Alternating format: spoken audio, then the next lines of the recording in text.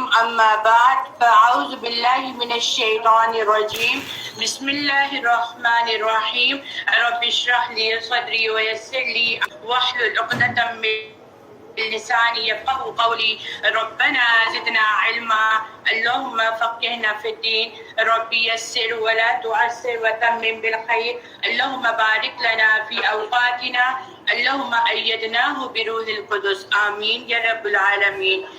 الحمدللہ آج ہمارا 7واں پارہ سٹارٹ ہوگا۔ تمام مخلوق علم والوں کے لیے بخشش کی دعا کرتی ہے۔ رسول اللہ صلی اللہ علیہ وآلہ وسلم نے فرمایا علم والوں کے لیے تمام مخلوق بخشش کی دعا کرتی ہے، حتیٰ کہ سمندر میں مچھلیاں بھی۔ کسی اور عمل پر ایسی دعائیں نہیں ملتی جتنی علم سیکھنے اور سکھانے پر ملتی ہیں۔ رسول اللہ صلی اللہ علیہ وآلہ وسلم نے فرمایا اللہ اور اس کے فرشتے، تمام اہل زمین اور اہل آسمان، یہاں تک کہ چیونٹی اپنے سوراخ میں اور مچھلیاں بھی اس شخص کے لیے دعائیں اور دعائیں خیر اور بخشش کی دعائیں کرتی ہیں اور رحمت بھیجتی ہیں جو علم کی تلاش کے لیے نکلتا ہے۔ تو اللہ سبحانہ و تعالی ہمیں بھی علم سیکھنے والا، سکھانے والا، اس پر عمل کرنے والا بنا دے تاکہ جو سمندر کے اندر کی مچھلیاں ہیں وہ بھی ہمارے لیے بخشش کی دعا کریں، آمین ثم آمین۔ کلاس کے دوران کوشش کیا کریں کہ آپ لوگوں کے موبائل جو ہیں وہ سائلنٹ پہ رہیں اور کسی بھی قسم کی آپ لوگوں کی جو آپس میں کنورزیشن ہے وہ نہ ہو تاکہ اسٹڈی میں رکاوٹ نہ آئے۔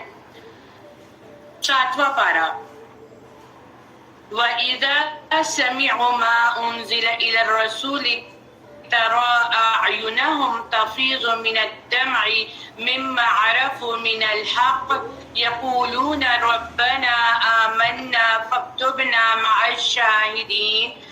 اور جب وہ رسول پر نازل کیا گیا کلام سنتے ہیں تو آپ دیکھتے ہیں کہ ان کی آنکھیں آنسو سے بھر جاتی ہیں، اور اس کی وجہ یہ ہے کہ انہوں نے حق کو پہچان لیا۔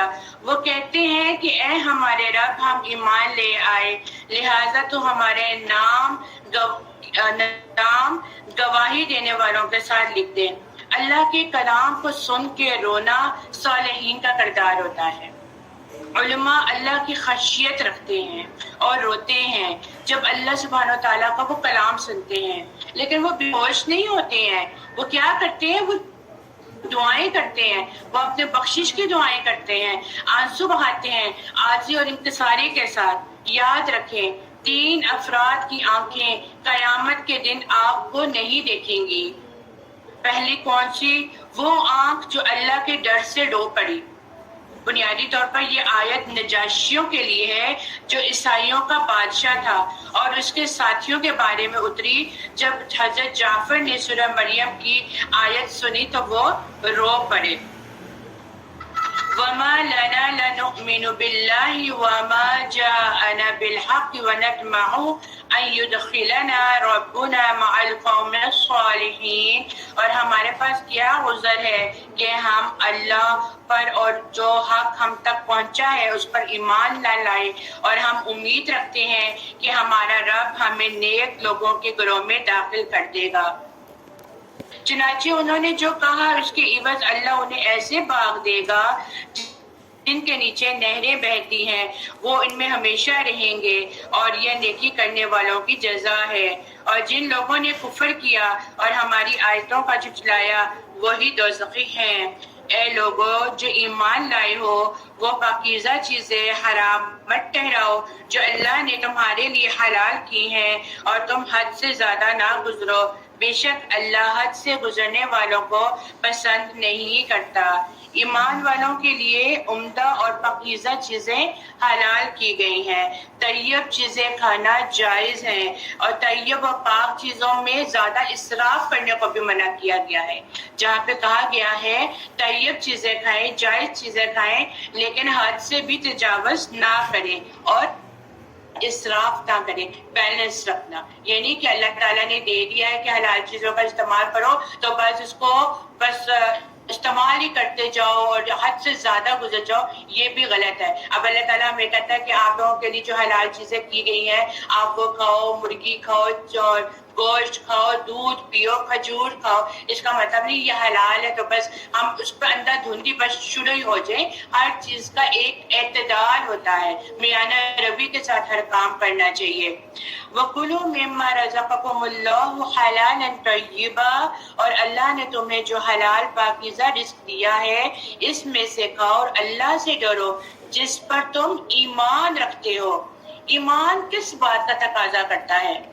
ایمان تقوی کا تقاضا کرتا ہے، ایمان خشیت کا تقاضا کرتا ہے. اللہ تمہاری بلا ارادہ قسموں پر تمہیں نہیں پکڑے گا، لیکن ان قسموں پر تمہیں ضرور پکڑے گا جو تم نے مضبوط باندھ دی. چنانچہ اس کا کفارہ 10 مسکینوں کو درمیانے درجے کا کھانا کھلانا ہے.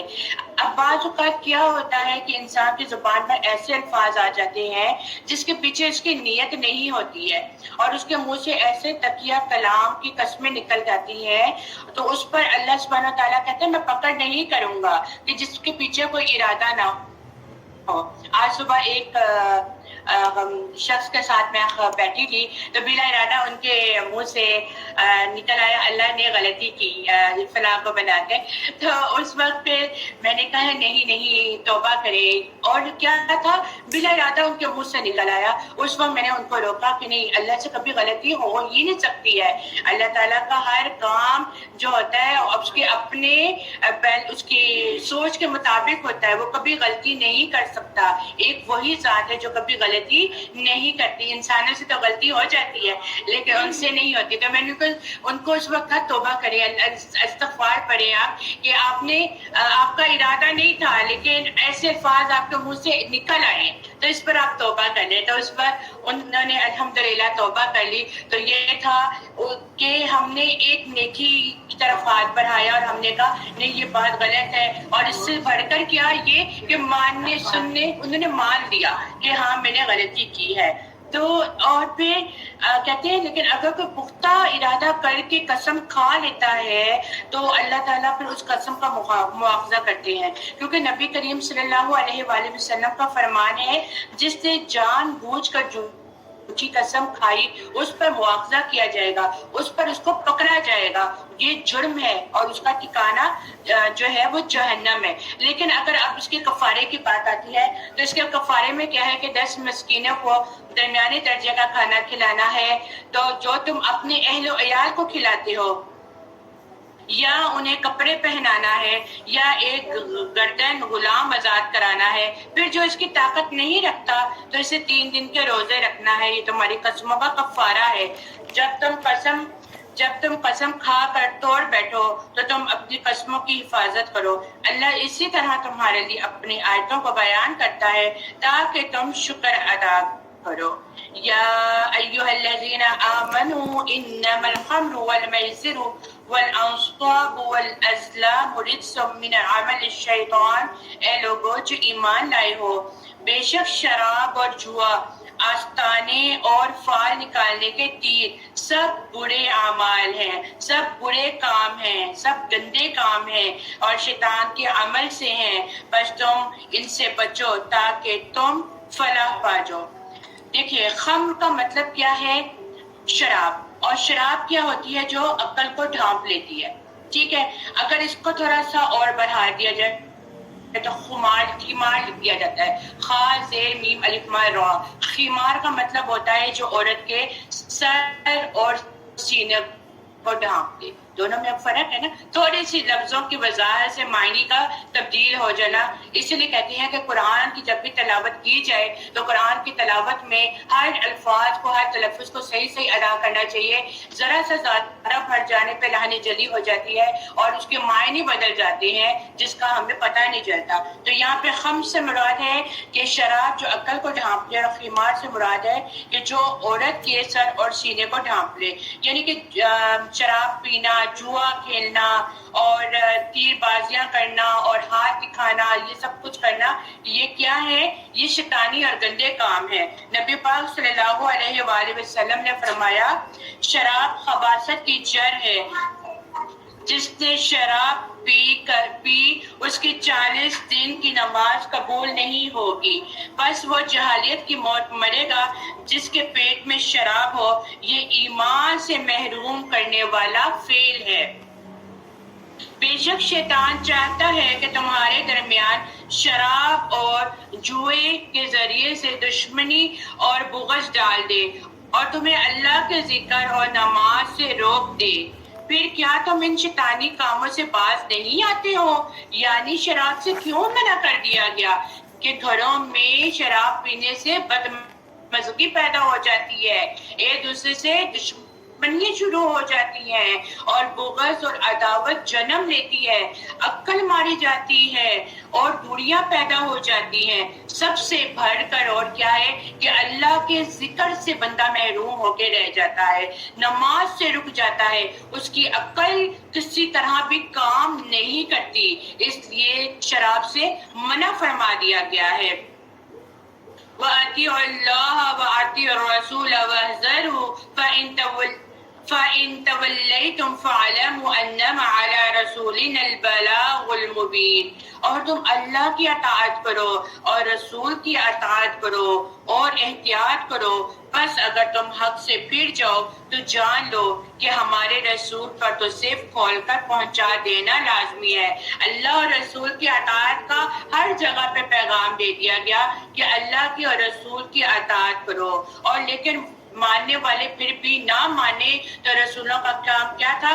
بلغوا عنی ولو آیا، کہ انہوں نے اللہ کا پیغام سے پہنچانا ہے، یہ ان پر لازم قرار دے دیا گیا ہے۔ آج ہم امت مسلمہ، آج امت محمدی کو کیا ذمہ داری عائد ہوتی ہے کہ اگر وہ حق کے راستے پر ہیں، وہ حق کو جان چکے ہیں، وہ خود اس کو اپنا رہے ہیں، تو وہ دوسروں کو بھی اس کی تبلیغ کریں، وہ حق پہنچا دیں، باقی ماننا نہ ماننا ان کے اوپر ہے۔ لَيْسَ عَلَى الَّذِينَ آمَنُوا وَعَمِلُوا الصَّالِحَاتِ جُنَاحٌ فِيمَا طَعِمُوا إِذَا مَا اتَّقَوا وَآمَنُوا وَعَمِلُوا الصَّالِحَاتِ ثُمَّ اتَّقَوا وَآمَنُوا ثُمَّ اتَّقَوا وَأَحْسَنُوا وَاللَّهُ يُحِبُّ الْمُحْسِنِينَ۔ جو لوگ ایمان لے کر آئے ہیں اور جو لوگ نیک عمل کرتے ہیں، انہوں نے جو کچھ پہلے کھایا اس پر ان پر کوئی گناہ نہیں، کیونکہ ان کو شعور نہیں تھا، ان پر کوئی گناہ نہیں، جبکہ وہ آئندہ پرہیزگاری اختیار کریں اور ایمان پر قائم رہیں اور نیک عمل کریں، پھر وہ پرہیزگار ہی رہیں اور ایمان پر جمے رہیں، پھر وہ پرہیزگاری ہی اپنائیں اور نیکی کرتے رہیں۔ اللہ نیکی کرنے والوں کو پسند کرتا ہے۔ یعنی کھانے پینے کے معاملے میں بھی اللہ کا خوف اور تقوی کا ہونا بہت زیادہ ضروری ہے۔ متقی محسن متقی مومن سے بہتر ہے۔ یا ایھا الذین آمنوا لیبلونکم اللہ بشیء، اے لوگو جو ایمان لائے ہو، اللہ ضرور تمہیں اس چیز کے شکار کے ذریعے آزمائے گا جس تک تمہارے ہاتھ اور نیزے پہنچ سکتے ہیں، تاکہ اللہ جان لے کہ کون اس سے بنے دیکھے ڈرتا ہے، پھر اس کے بعد جو حد سے گزر گیا اس کے لیے دردناک عذاب ہے۔ بعض اوقات کیا ہوتا ہے کہ حرام چیزیں بڑی آسانی سے انسان کو مل جاتی ہیں اور بہت آسانی سے ان کو حاصل بھی کر لیا جاتا ہے۔ یہ دراصل ایک ٹیسٹ ہوتا ہے، یہ دراصل ایک آزمائش ہوتی ہے بندے پر۔ یعنی آپ کو کوئی ایک ایسی جاب ملی ہے کہ بہت سی سہولتیں ہیں اس میں اور آپ کو ضرورت بھی ہے، لیکن آپ کو اب یہ پتا ہے کہ وہ حرام ہے، وہ حرام ہے، آپ اس لیے اس کو چھوڑ دیتے ہیں کہ اللہ ناراض ہوں گے۔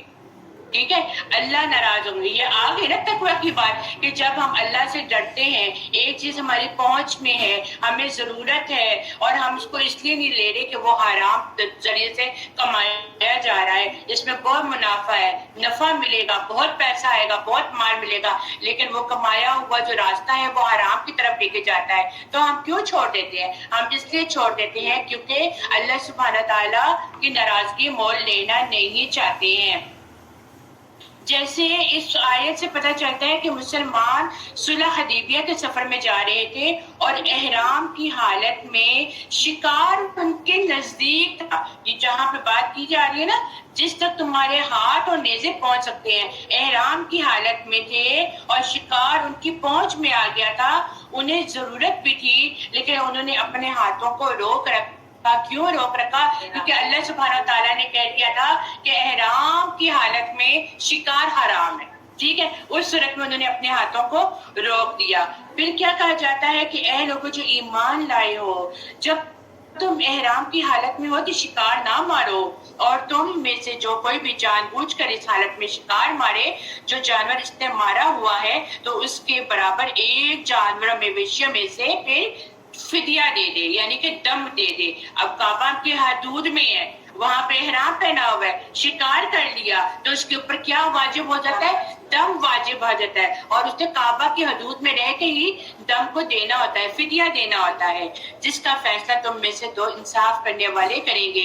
یہ فدیہ بطور قربانی کعبہ پہنچایا جائے گا، یہ اس کا کفارہ چند مسکینوں کو کھانا کھلانا ہے یا اس کے برابر روزے رکھنا ہے، تاکہ وہ اپنے کیے کا مزہ چکھ لیں، یعنی کہ ان سے غلطی ہو گئی۔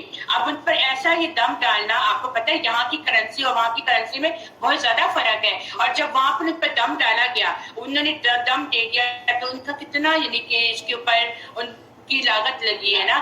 اب وہ اس کے بعد محتاط ہو جائیں گے، وہ اس کے بعد کیا کہیں گے، اس کے بعد وہ باز آ جائیں گے۔ یہ اس لیے حدود قائم کی گئی ہے، اور اللہ سبحانہ تعالیٰ کا نظام دیکھیں، ہر چیز میں نظم و ضبط قائم ہے۔ اللہ تعالیٰ ہر طریقے سے انسان کو بتاتا ہے یہ کرو گے تو یہ ہوگا، ایسا کرو گے تو ویسا ہوگا، اور پھر حد سے زیادہ تجاوز کرو گے تو اس پر جرمانہ ہوگا فدیے کے طور پر۔ جب جرمانہ دیا جائے گا پھر انسان کی عقل خود ہی ٹھکانے آ جاتی ہے، کیونکہ انسان کے پاس محدود رقم ہوتی ہے۔ ہم اپنے ملک میں رہ رہے ہیں، اپنے گھر میں رہ رہے ہیں، ہم نے اپنے طریقے سے استعمال کرنا ہے، لیکن جب ہم دوسری جگہ پہ جاتے ہیں تو ہم نے اس کرنسی کو اس کے مطابق استعمال کرنا ہوتا ہے، تو پھر وہاں پہ ہر چیز تو وافر مقدار میں تو نہیں ملتی ہے نا۔ تو تاکہ وہ اپنے کیے کا مزہ چکھ لیں، جو کچھ اس سے پہلے ہو چکا وہ اللہ نے معاف کر دیا، اور جو کوئی دوبارہ یہ حرکت کرے گا تو اللہ اس سے بدلہ لے لے گا، اور اللہ غالب ہے، بدلہ لینے والا ہے۔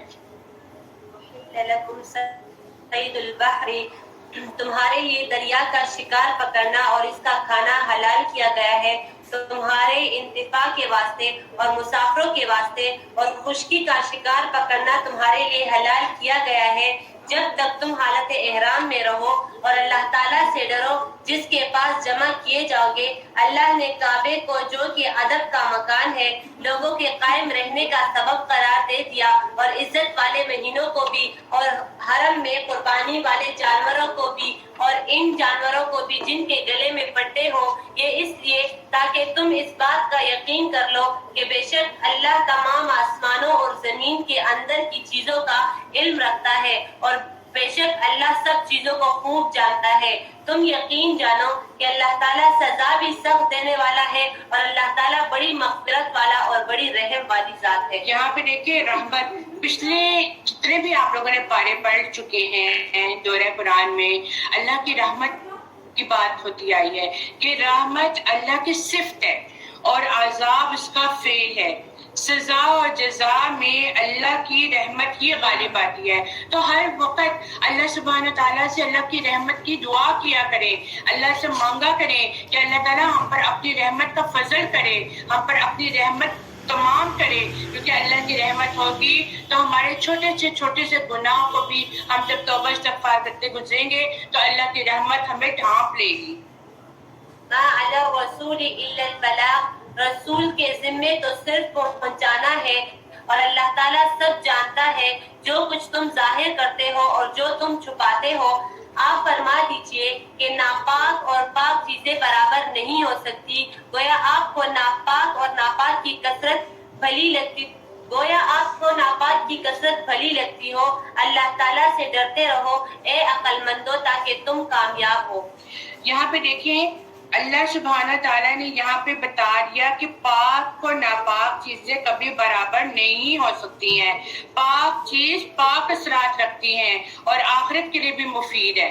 اللہ تعالیٰ نے کہہ دیا ہے نا صفائی نصف ایمان ہے، ٹھیک ہے۔ آپ کی پاکیزگی، آپ کی صفائی ہر جگہ پر ہوتی ہے، جہاں پر آپ لوگ گھروں کو پاک رکھتے ہیں، وہاں پہ جہاں پر آپ لوگ اپنی روح کو پاک رکھتے ہیں، وہاں پہ ہر چیز کا پاک، کھانے پینے میں بھی ہر چیز کی پاکی کا ہونا بہت ضروری ہے۔ اور پھر دنیا میں پاکی اختیار کریں گے تو آخرت میں بھی پاکی کا رزلٹ جو ہے وہ اچھا ہوگا۔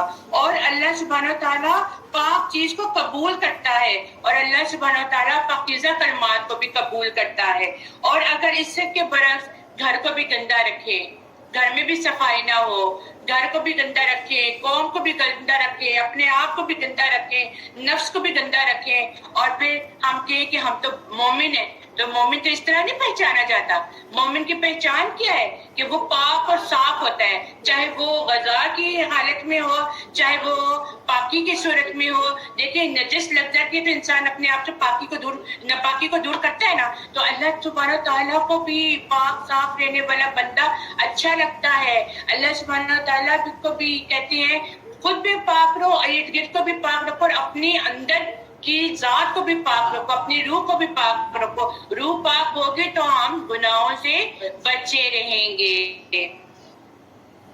ए ईमान वालों, ऐसी बातें मत पूछो कि अगर वो तुम पर जाहिर कर दी जाए तो तुम्हारी नागवारी का सबब बने, और अगर तुम ज़माने नुज़ूल कुरान में इन बातों को पूछोगे तो तुम पर जाहिर कर दी जाएंगी।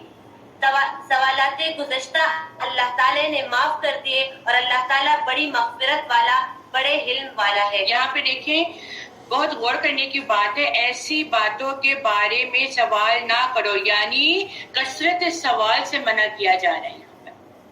कसरत से सवाल से क्यों मना किया जा रहा है? क्योंकि इससे दीन में मुश्किलात पैदा होती हैं। जिस बात की समझ नहीं आ रही, वक्त आने में वो आप लोगों को समझ आ जाएगी, लेकिन जो वक्त है उसमें बार बार सवाल पैदा करना दीन में जो है वो बदमिजाजी को पैदा करता है। और उस वक्त बात हालात ऐसे होते हैं कि अगर जो सवाल है उसके मुताबिक जवाब ना दिया जा सके, अक्सर होता है ना, बच्चे भी सवाल कर लेते हैं, मम्मा ये ऐसा क्यों है, मम्मा ये ऐसा क्यों है, लेकिन बात बात समझ नहीं आती कि बच्चों को ये क्या जवाब है।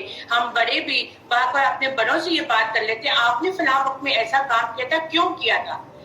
हर बात हिकमत के साथ वाज़ेह होती है ना, हर बात की दलील होती है, दलील के साथ जब बात समझाई जाती है तो वो समझ भी आती है। लेकिन ऐसे सवाल उठकर करी जाए जिसका जवाब भी ना मालूम हो तो वो क्या उसमें अपने पास से बोल दे तो वो बात की तह तक बात नहीं पहुंचती है, बल्कि उसमें बदमिजाजी की जो बदमज़गी है वो पैदा होने का अंदेशा होता है।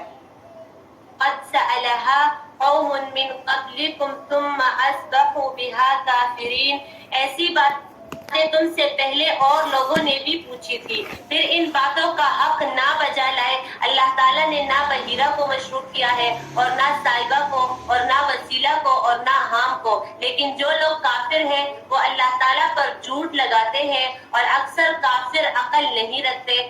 और जब इनसे कहा जाता है कि अल्लाह ताला ने जो अहकाम नाजिल फरमाए हैं इनकी तरफ और रसूलों की तरफ रुजू करो, तो कहते हैं कि हमको वही काफी है जिस पर हमने अपने बड़ों को देखा है। अगरचे इनके बड़ों को कुछ ना समझ आता हो और ना वो हिदायत रखने वाले हो।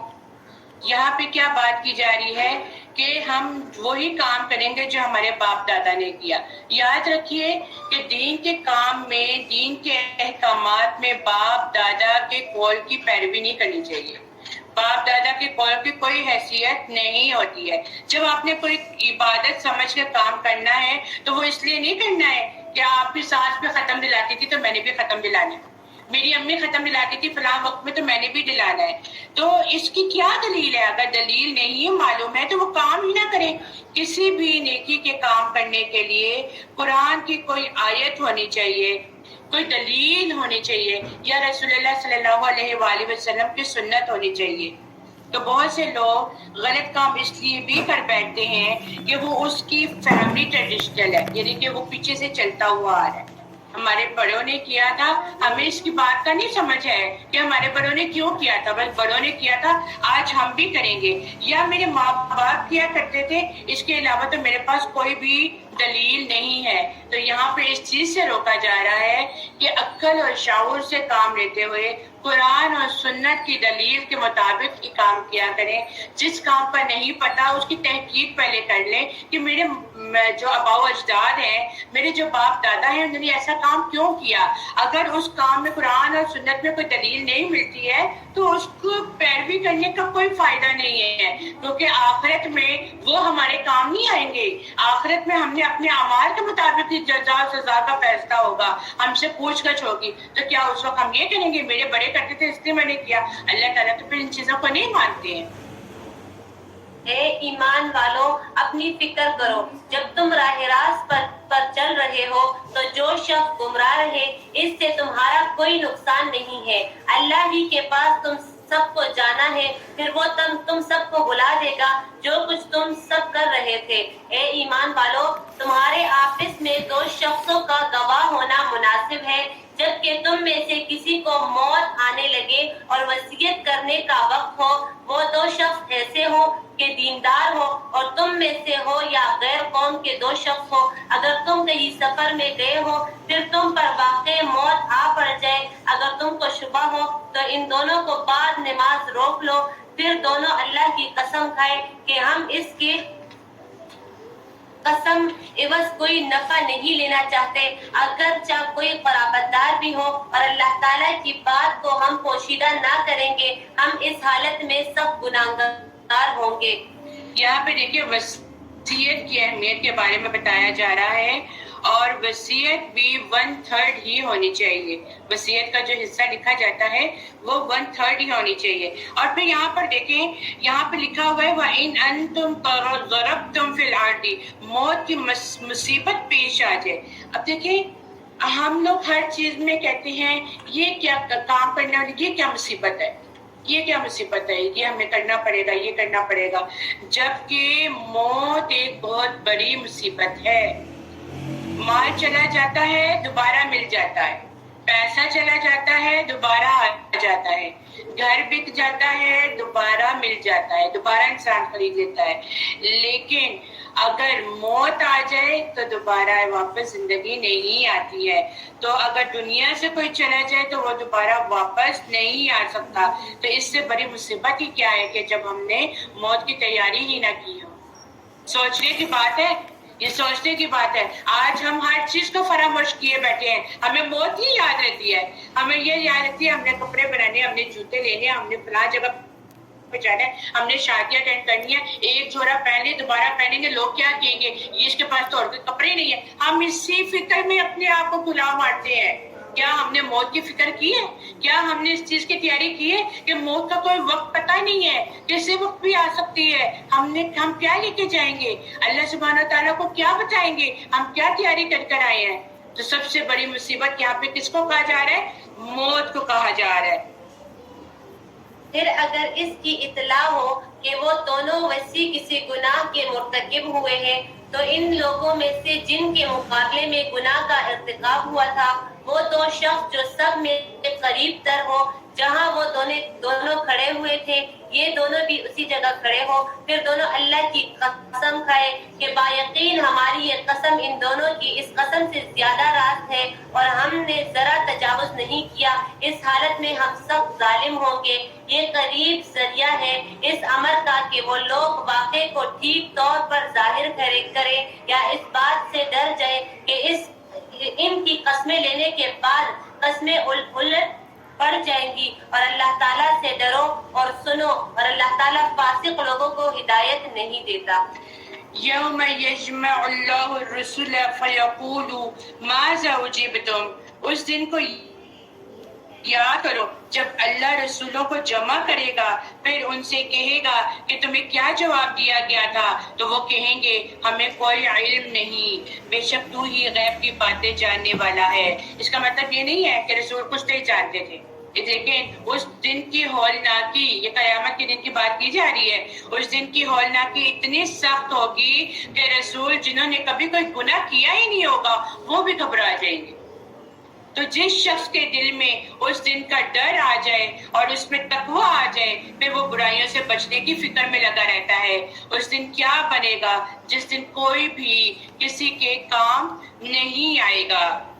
اذ قال اللہ یا عیسی ابن مریم اذکر نعمتی علیک وعلی والدتک اور جب اللہ کہے گا اے عیسیٰ ابن مریم تو خود پر اور اپنی ماں پر میری نعمت یاد کر جب میں نے تجھے روح القدس یعنی جبرائیل کے ساتھ قوت دی تھی، مدد کی تھی، تو ماں کی گود میں اور پختہ عمر میں انہوں نے لوگوں سے کلام کیا تھا، اور جب میں نے تجھے کتاب اور حکمت اور تورات اور انجیل کی تعلیم دی، اور جب تم میرے حکم سے گارے سے پرندے کی سی مورت بناتا تھا، پھر تو اس پہ پھونک مارتا تھا تو وہ میرے حکم سے پرندہ بن جاتا تھا، اور تو پیدائشی اندھے کو اور برس والے کو میرے حکم سے تندرست کر دیتا تھا، اور جب تو مردوں کو میرے حکم سے زندہ کرتا تھا، اور جب میں نے تجھے بنی اسرائیل سے بچایا، جب تو ان کے پاس واضح نشانیاں لے کر آیا تھا، تب ان لوگوں میں سے جنہوں نے کفر کیا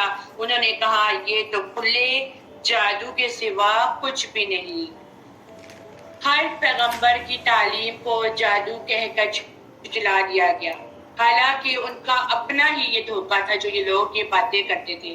اس آیت میں عیسیٰ علیہ السلام کی ربوبیت کو رد کیا جا رہا ہے کہ لوگ ان کے الہ ماننے، کیونکہ انہوں نے کیا کہا تھا کہ سب کام اللہ ہی کے حکم سے ہوتا ہے، کیونکہ اللہ تعالیٰ خود اس میں بتا رہے ہیں کہ جب حضرت عیسیٰ علیہ السلام کو معجزات دیے گئے تو جو وہ کرتے تھے وہ اللہ کے اذن سے ہی کرتے تھے، ان کا اپنا کوئی کردار نہیں تھا، ان کو صرف معجزے دکھائے گئے، اور جو مردے زندہ بھی ہوتے تھے اور پرندوں میں بھی جان آتی تھی، تو پھر یہ کیا ہے، یہ اللہ ہی کے اذن سے ہوتا تھا۔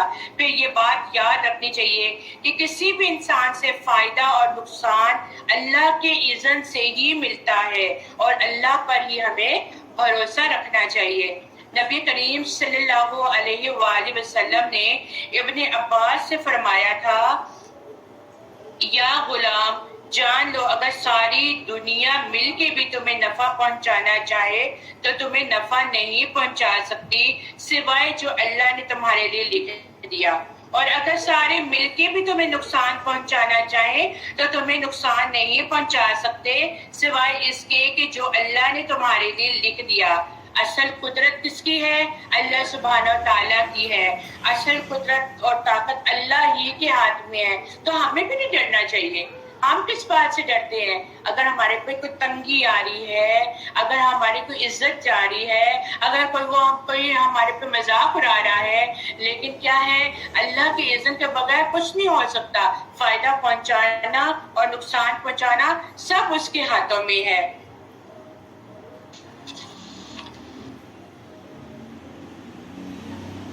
وَإِذْ أَوْحَيْتُ، اور جب میں نے حواریوں کو الہام کیا کہ تم مجھ پر اور میرے رسول پر ایمان لاؤ، تب انہوں نے کہا ہم ایمان لے آئے، اور تو گواہ رہے کہ بے شک ہم فرما بردار ہیں۔ اور جب حواریوں نے کہا اے عیسیٰ ابن مریم، کیا تیرا رب یہ طاقت رکھتا ہے کہ ہم پر آسمان سے دسترخوان نازل کرے؟ انہوں نے جواب دیا تم اللہ سے ڈرو اگر تم مومن ہو۔ دیکھیں اتنا کچھ مل رہا ہے، اتنا کچھ ان کو مل رہا ہے بنی اسرائیل کو، اتنی اللہ تعالیٰ ان کو نعمتیں دے رہے ہیں، لیکن اب پھر بھی وہ کہتے ہیں کہ ہمارے سے آسمان سے نازل کرے، دسترخوان نازل کرے۔ تو پھر کیا کہتے ہیں کہ ڈرو کہ اگر تم مومن ہو، یہ تمہیں باتیں کرنا زیب نہیں دے رہا، جو تمہیں مل رہا ہے اس پہ شکر ادا کرو۔ وہ بولے ہم تو یہ چاہتے ہیں کہ ہم اس میں سے کھائیں اور ہمارے دلوں کو تسلی ہو جائے، اور ہم یہ جان لیں کہ تو نے ہم سے سچ کہا ہے، اور ہم اس پر گواہی دینے والوں میں سے ہو جائیں۔ عیسیٰ ابن مریم نے کہا اے اللہ، اے ہمارے رب، ہم پر آسمان سے دسترخوان نازل فرما کہ وہ ہمارے پہلو اور ہمارے بعد والوں کے لیے خوشی کا موقع بن جائے، اور وہ تیری طرف سے خاص نشانی ہو، اور تو ہمیں رزق دے، اور تو بہترین رزق دینے والا ہے۔ اللہ سبحانہ و تعالیٰ سے ہر وقت رزق کی دعا کرتے رہنا چاہیے، اور اگر کوئی رزق کی تنگی میں مبتلا ہو جاتا ہے استغفار کرنی چاہیے اور اللہ سے دعا کرنی چاہیے، اللہم ارزقنی وانت خیر الرازقین، کہ اللہ کو رازق ماننا اللہ کو بہت پسند ہے، اللہ سے فضل مانا کرے، اور جس کو کوئی تنگی ہو وہ اللہ سے کثرت سے دعا کیا کرے کہ اللہ تعالیٰ مجھے رزق عطا فرما، اور اللہ سبحانہ تعالیٰ کے ہاتھ میں ہے رزق دینا، ہمارے ہاتھ میں نہیں ہے۔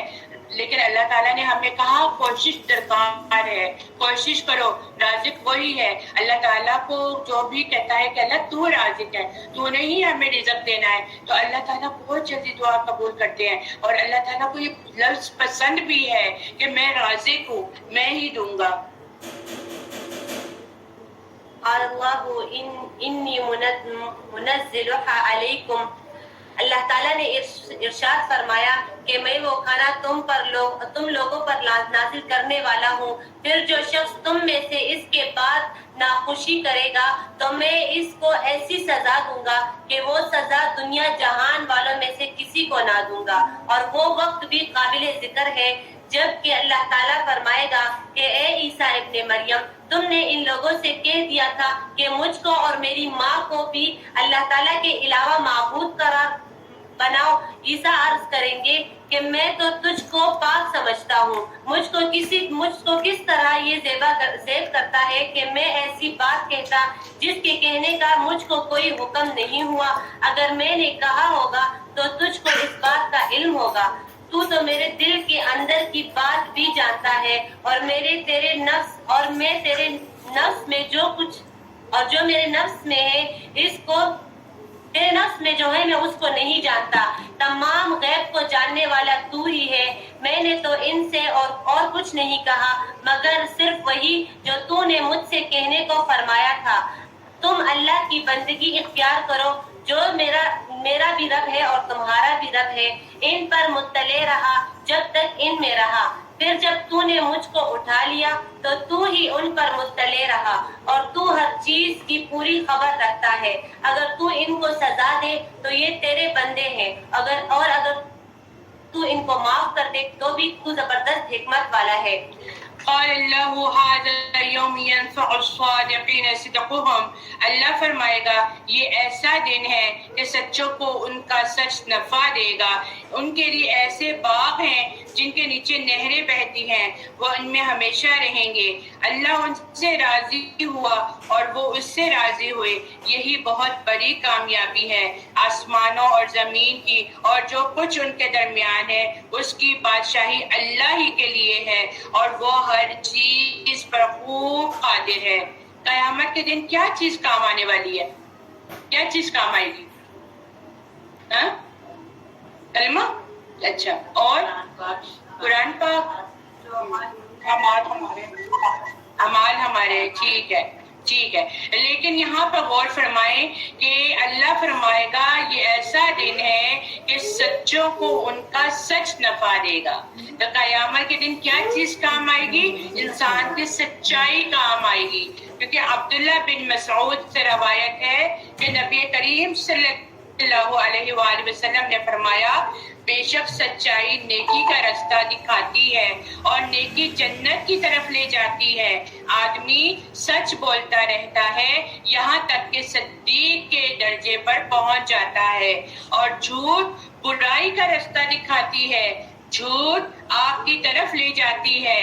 آدمی جھوٹ بولتا رہتا ہے یہاں تک کہ آدمی اللہ کے ہاں جھوٹا لکھ دیا جاتا ہے، کذاب لکھ دیا جاتا ہے۔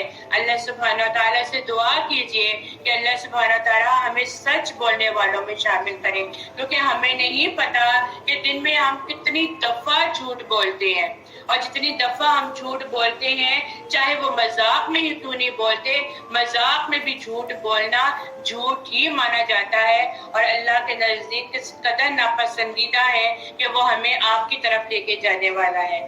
سورۃ الانعام مکی سورت ہے، ایک ہی دفعہ میں سورت اتری، اور کہا یہ جاتا ہے کہ جب یہ سورت اتری تو 70,000 فرشتے ساتھ میں اترے تھے۔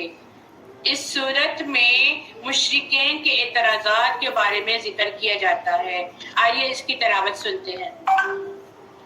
اعوذ باللہ من الشیطان الرجیم، بسم اللہ الرحمن الرحیم، الحمد للہ الذی خلق السماوات والارض وجعل الظلمات والنور ثم الذین کفروا بربهم يعدلون، هو الذی خلقکم من طین ثم قضى أجلا وعجل مسمى عنده هو الله في السماوات وفي الأرض يعلم سركم وجهركم ويعلم ما تكسبون وما تأتيهم من آية من آيات ربهم إلا كانوا عنها معرضين۔ تمام تعریف اللہ ہی کے لیے ہے جس نے آسمانوں اور زمین کو پیدا کیا اور اندھیروں اور روشنی کو بنا دیا۔ پھر جن لوگوں نے کفر کیا وہ اپنے رب کے ساتھ اوروں کو برابر ٹھہراتے ہیں۔ وہی اللہ ہے جس نے تمہیں مٹی سے پیدا کیا، پھر اس نے تمہارے لیے ایک وقت مقرر کر دیا اور اس کے ہاں قیامت کا ایک وقت مقرر ہے، پھر بھی تم شک میں پڑے رہتے ہو۔ اور وہی اللہ ہے آسمانوں اور زمین میں، وہ تمہاری چھپی اور ظاہر سب باتیں جانتا ہے، اور وہ جانتا ہے جو کچھ تم کماتے ہو یا کرتے ہو۔ اور ان لوگوں کے پاس ان کے رب کی نشانیوں میں سے کوئی نشانی ایسی نہیں آئی جس سے انہوں نے منہ نہ موڑ لیا ہو۔ ان کے پاس جب حق آ گیا تو اسے بھی انہوں نے جھٹلا دیا، چنانچہ جلد ہی انہیں اس چیز کا پتہ چل جائے گا جس کا وہ مذاق اڑایا کرتے تھے۔ پھر کیا انہوں نے نہیں دیکھا کہ ان سے پہلے ہم نے کتنی ہی قوموں کو ہلاک کر دیا جنہیں ہم نے زمین میں ایسی طاقت دی تھی جو تمہیں نہیں دی تھی، اور ہم نے ان پر موسلادھار بارش نازل کی اور نہریں بنائی جو ان کے نیچے بہتی تھی۔ پھر ہم نے ان کے گناہوں کے باعث انہیں ہلاک کر دیا اور اس کے بعد دوسری قومیں پیدا کر لی۔ یاد رکھیے، گناہ نعمت کے زوال کا باعث بن جاتا ہے۔ اللہ نے نعمتوں کی خرابی کی، اللہ نے نعمتوں کی فراخی کی، انہوں نے ناشکری کی اور ان کی جگہ اور لوگ دنیا میں آ گئے۔ گناہوں کی وجہ سے تباہی آتی ہے اور توبہ ہی سارے گناہوں کو دھو ڈالتی ہے۔ گناہوں کی کثرت پر عذاب آتا ہے۔ نبی کریم صلی اللہ علیہ وآلہ وسلم فرماتے ہیں کہ جھوٹے گناہ سے بھی بچا کرو، چھوٹے چھوٹے گناہوں سے بھی بچا کرو، کیونکہ چھوٹے گناہ بھی اکٹھے ہو کر انسان کو ہلاک کر دیتے ہیں۔ ہمارے لیے اس میں سیکھنے کی بات کیا ہے کہ جب بھی کوئی مصیبت آئے تو سوچیں کہ ایسا کیا ہم نے غلط کر دیا ہے جو ہم پر یہ مصیبت آ گئی ہے، اور اگر مصیبت آ جاتی ہے تو بجائے واویلا مچانے کے صدقہ خیرات کریں، استغفار کریں، اللہ سے توبہ کریں کہ شاید یہ میرے کسی گناہ کی وجہ ہے، تاکہ یہ سب کچھ کرنے سے آپ کی مصیبت ٹل جائے۔ اور اے نبی، اگر ہم کاغذ پر لکھی ہوئی کوئی کتاب آپ پر نازل کرتے پھر وہ اپنے ہاتھوں سے اسے چھوتے تو جن لوگوں نے کفر کیا وہ ضرور یہ کہتے یہ تو کھلا جادو ہے، اور ان کافروں نے کہا کہ اس نبی پر کوئی فرشتہ کیوں نہیں اتارا گیا؟ اگر ہم کوئی فرشتہ اتارتے تو معاملے کا فیصلہ کر دیا جاتا، پھر ان کو ذرا بھی مہلت نہ دی جاتی، اور اگر ہم اس نبی کو فرشتہ بنا کر بھیجتے تو بھی ہم اسے انسان ہی کی شکل میں بھیجتے، اور تب بھی ہم انہیں اسی شعبے میں ڈال دیتے جس میں وہ ابھی تک پڑے ہوئے ہیں۔ اب کیا ہے کہ اہل مکہ کہتے تھے انسان کیوں پیغمبر ہے؟ وہ تو ہمارے جیسا ہی انسان ہے، کوئی فرشتہ ہونا چاہیے تھا جو پیغام لے کر آتا۔ تو یہاں پہ اس چیز کی رد کی رہی ہے کہ یہ لوگ جو مرضی بولتے رہیں گے، جنہیں ماننا تو ہے نہیں، وہ کوئی نہ کوئی تعویلیں لے کر آتے رہیں گے، کوئی نہ کوئی جو ہے بہانے لے کر آتے ہیں، ایک سے بعد دوسرا، دوسرے سے بعد تیسرا۔ جو مومن ہوتا ہے نا، اس کو جب کہہ دیا جائے نا یہ راستہ اختیار کرنا یہ صحیح ہے، وہ یہ نہیں کہتا کیوں صحیح ہے، کیا وجہ ہے، کیوں ہے، کس نے کہا ہے، وہ صرف اللہ کا حکم سمجھ کر، نبی کا حکم سمجھ کے وہ اس کو مان لیتا ہے۔ اور جنہوں نے نہیں ماننا ہوتا ہے نا، ان کے پاس بہت سے بہانے ہوتے ہیں، وہ ہر چیز میں اعتراضات پیدا کرتے ہیں۔ اور اے نبی، یقیناً آپ سے پہلے رسولوں سے بھی مذاق کیا گیا تھا، پھر ان میں سے جن لوگوں نے مذاق کیا تھا انہیں اس عذاب نے آ گھیرا جس کا وہ مذاق اڑاتے تھے۔ دیکھیں، پہلے لوگوں پر بھی پیغمبروں پر مذاق اڑایا گیا، پیغمبروں کا مذاق اڑایا گیا۔ ہم کیا چیز ہیں؟ ہم ایک دم دل برداشتہ ہو جاتے ہیں۔ تو یہاں پہ کیا کہا جا رہا ہے کہ دین کے کام کی وجہ سے، یا کوئی اگر آپ کے اوپر حجاب کی وجہ سے آپ کا کوئی مذاق اڑاتا ہے تو غم نہ کیا کریں، غم بالکل نہ کیا کریں، نہ سوچا کریں، بس یہ سوچا کریں ان کا تو عادت ہے مذاق اڑانے کی، ہم تو اللہ اور اس کا رسول کا پیغام ہی آگے لے کے جا رہے ہیں. کیونکہ یہ یاد رکھنا ہے جب کوئی آپ کا اس بارے میں مذاق اڑائے نا تو آپ کو صرف یہ بات یاد رکھنی ہے کہ پیغمبروں کا بھی مذاق اڑایا گیا اور میں کیا چیز ہوں، وہ بھی اللہ کی محبوب ترین ہستیاں تھی جن کا مذاق اڑایا گیا ہے، تو ہم تو کچھ بھی نہیں ہیں. قل سیروا فی الارض ثم انظروا کیف کان عاقبۃ المکذبین، آپ کہہ دیجئے کہ ذرا زمین میں چلو پھرو، پھر دیکھ لو کہ تکذیب کرنے والوں کا کیا انجام ہوا. آپ کہیے کہ جو کچھ آسمانوں اور زمینوں میں موجود ہے یہ سب کس کی ملکیت ہے؟ آپ کہہ دیجئے کہ سب اللہ ہی کی ملکیت ہے. اللہ نے مہربانی فرمانا اپنے اوپر لازم فرمایا ہے. تم کو اللہ قیامت کے روز جمع کرے گا، اس میں کوئی شک نہیں ہے. جن لوگوں نے اپنے آپ کو ضائع کر لیا سو وہ ایمان نہیں لائیں گے. یہاں پہ دیکھیے کیا پتہ چلتا ہے کہ مخلوق پر مہربانی کرنا اپنے اوپر لازم کر لیا. پتہ یہ چلتا ہے کہ رحمت اللہ تعالیٰ نے اپنے اوپر لازم کر لی ہے، لہٰذا ہمیں اپنے لیے بھی ہر وقت رحمت کی دعا کرتے رہنا چاہیے اور ہمیں یہ دعا مانگنی چاہیے. اللہم انی اسألک من فضلک و رحمتک. ہمیشہ اللہ تعالیٰ سے یہ دعا مانگا کرے کہ اللہ تعالیٰ میں تجھ سے تیرے فضل کی اور تیرے رحمت سے سوال کرتی ہوں. اور اللہ ہی کی ملک ہے جو کچھ راتوں اور دنوں میں رہتی ہے اور وہی بڑا سننے والا اور جاننے والا ہے. سکون کا ذکر کیوں آیا یہاں پر؟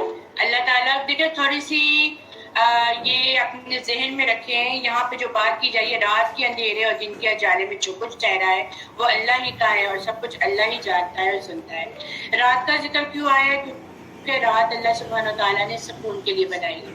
سارے دن کے بعد جب انسان تھک کر رات میں جب اپنے بستر پہ سوتا ہے تو اس وقت سکون کے عالم میں آ جاتا ہے اور نیند غالب انسان پر آ جاتی ہے کہ وہ سارے دن کی اپنی تھکاوٹ جو ہے رات کو اتارتا ہے. اور رات اور دن کا کیوں ہے آپس میں اس کی چینجنگ کیوں آتی ہے کہ رات میں انسان سکون حاصل کرے، رات میں ہر چیز ٹھہر جاتی ہے، سکون غالب آ جاتا ہے، سکون کا باعث بنتا ہے.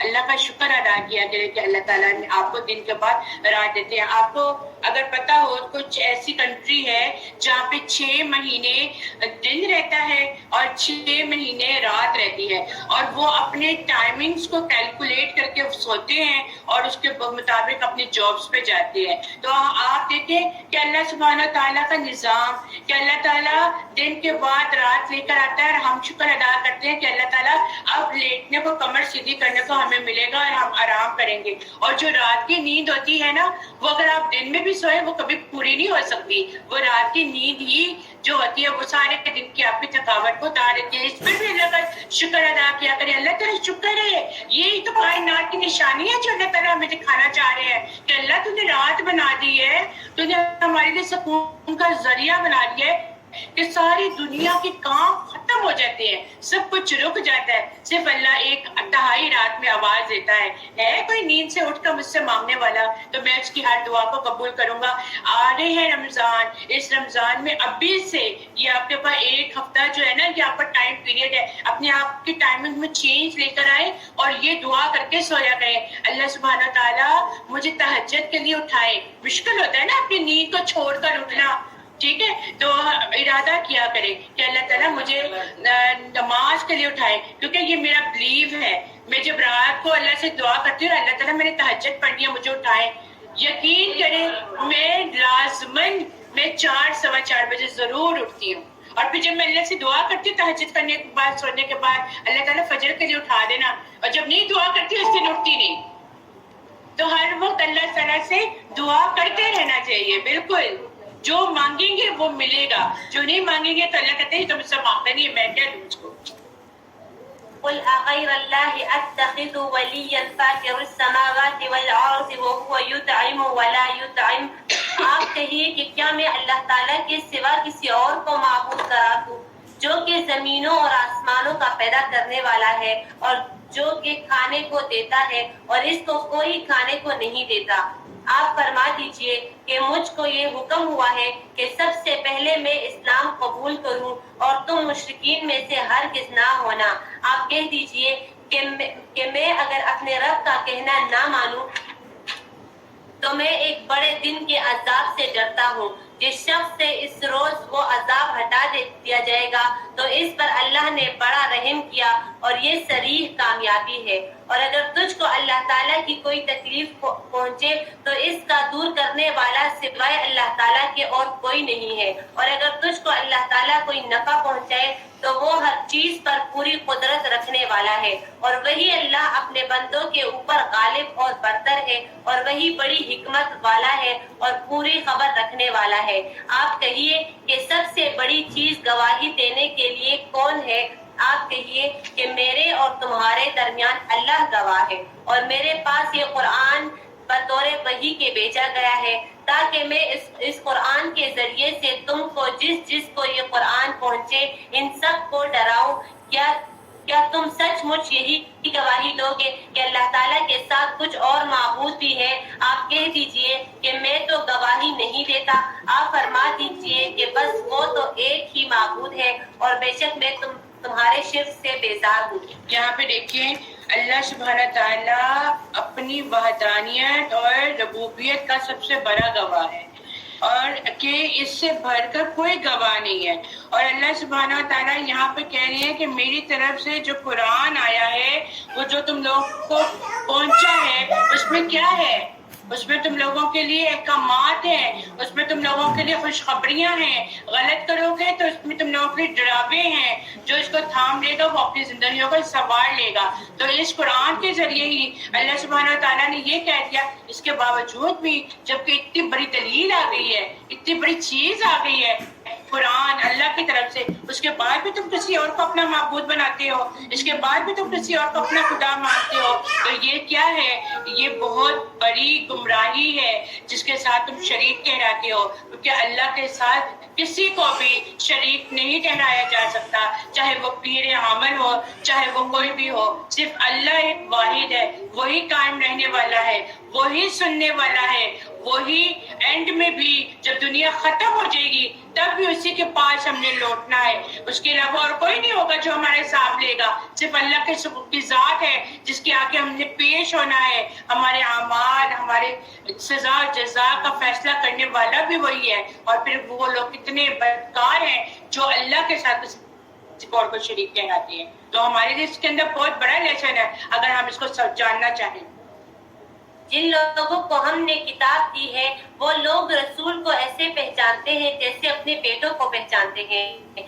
जिन लोगों ने अपने आप को जाया कर लिया तो वो ईमान नहीं लाएंगे। और इससे ज्यादा बेइंसाफ कौन होगा जो अल्लाह ताला पर झूठ बहतान बांधे या अल्लाह की आयतों को झूठा बतलाए। ऐसे बेइंसाफों को कोई कामयाबी नहीं मिलेगी। और वो वक्त भी याद करने के काबिल है जिस रोज हम इन तमाम खलाइक को जमा करेंगे। फिर हम मुशरिकीन से कहेंगे कि तुम्हारे वो शुरका जिनके माबूद होने का तुम दावा करते थे कहाँ है? फिर इनके शरीक शिर्क का अंजाम इसके सिवा और कुछ नहीं होगा कि वो यूं कहेंगे कि कसम अल्लाह के अपने परवरदिगार की हम मुशरिक ना थे।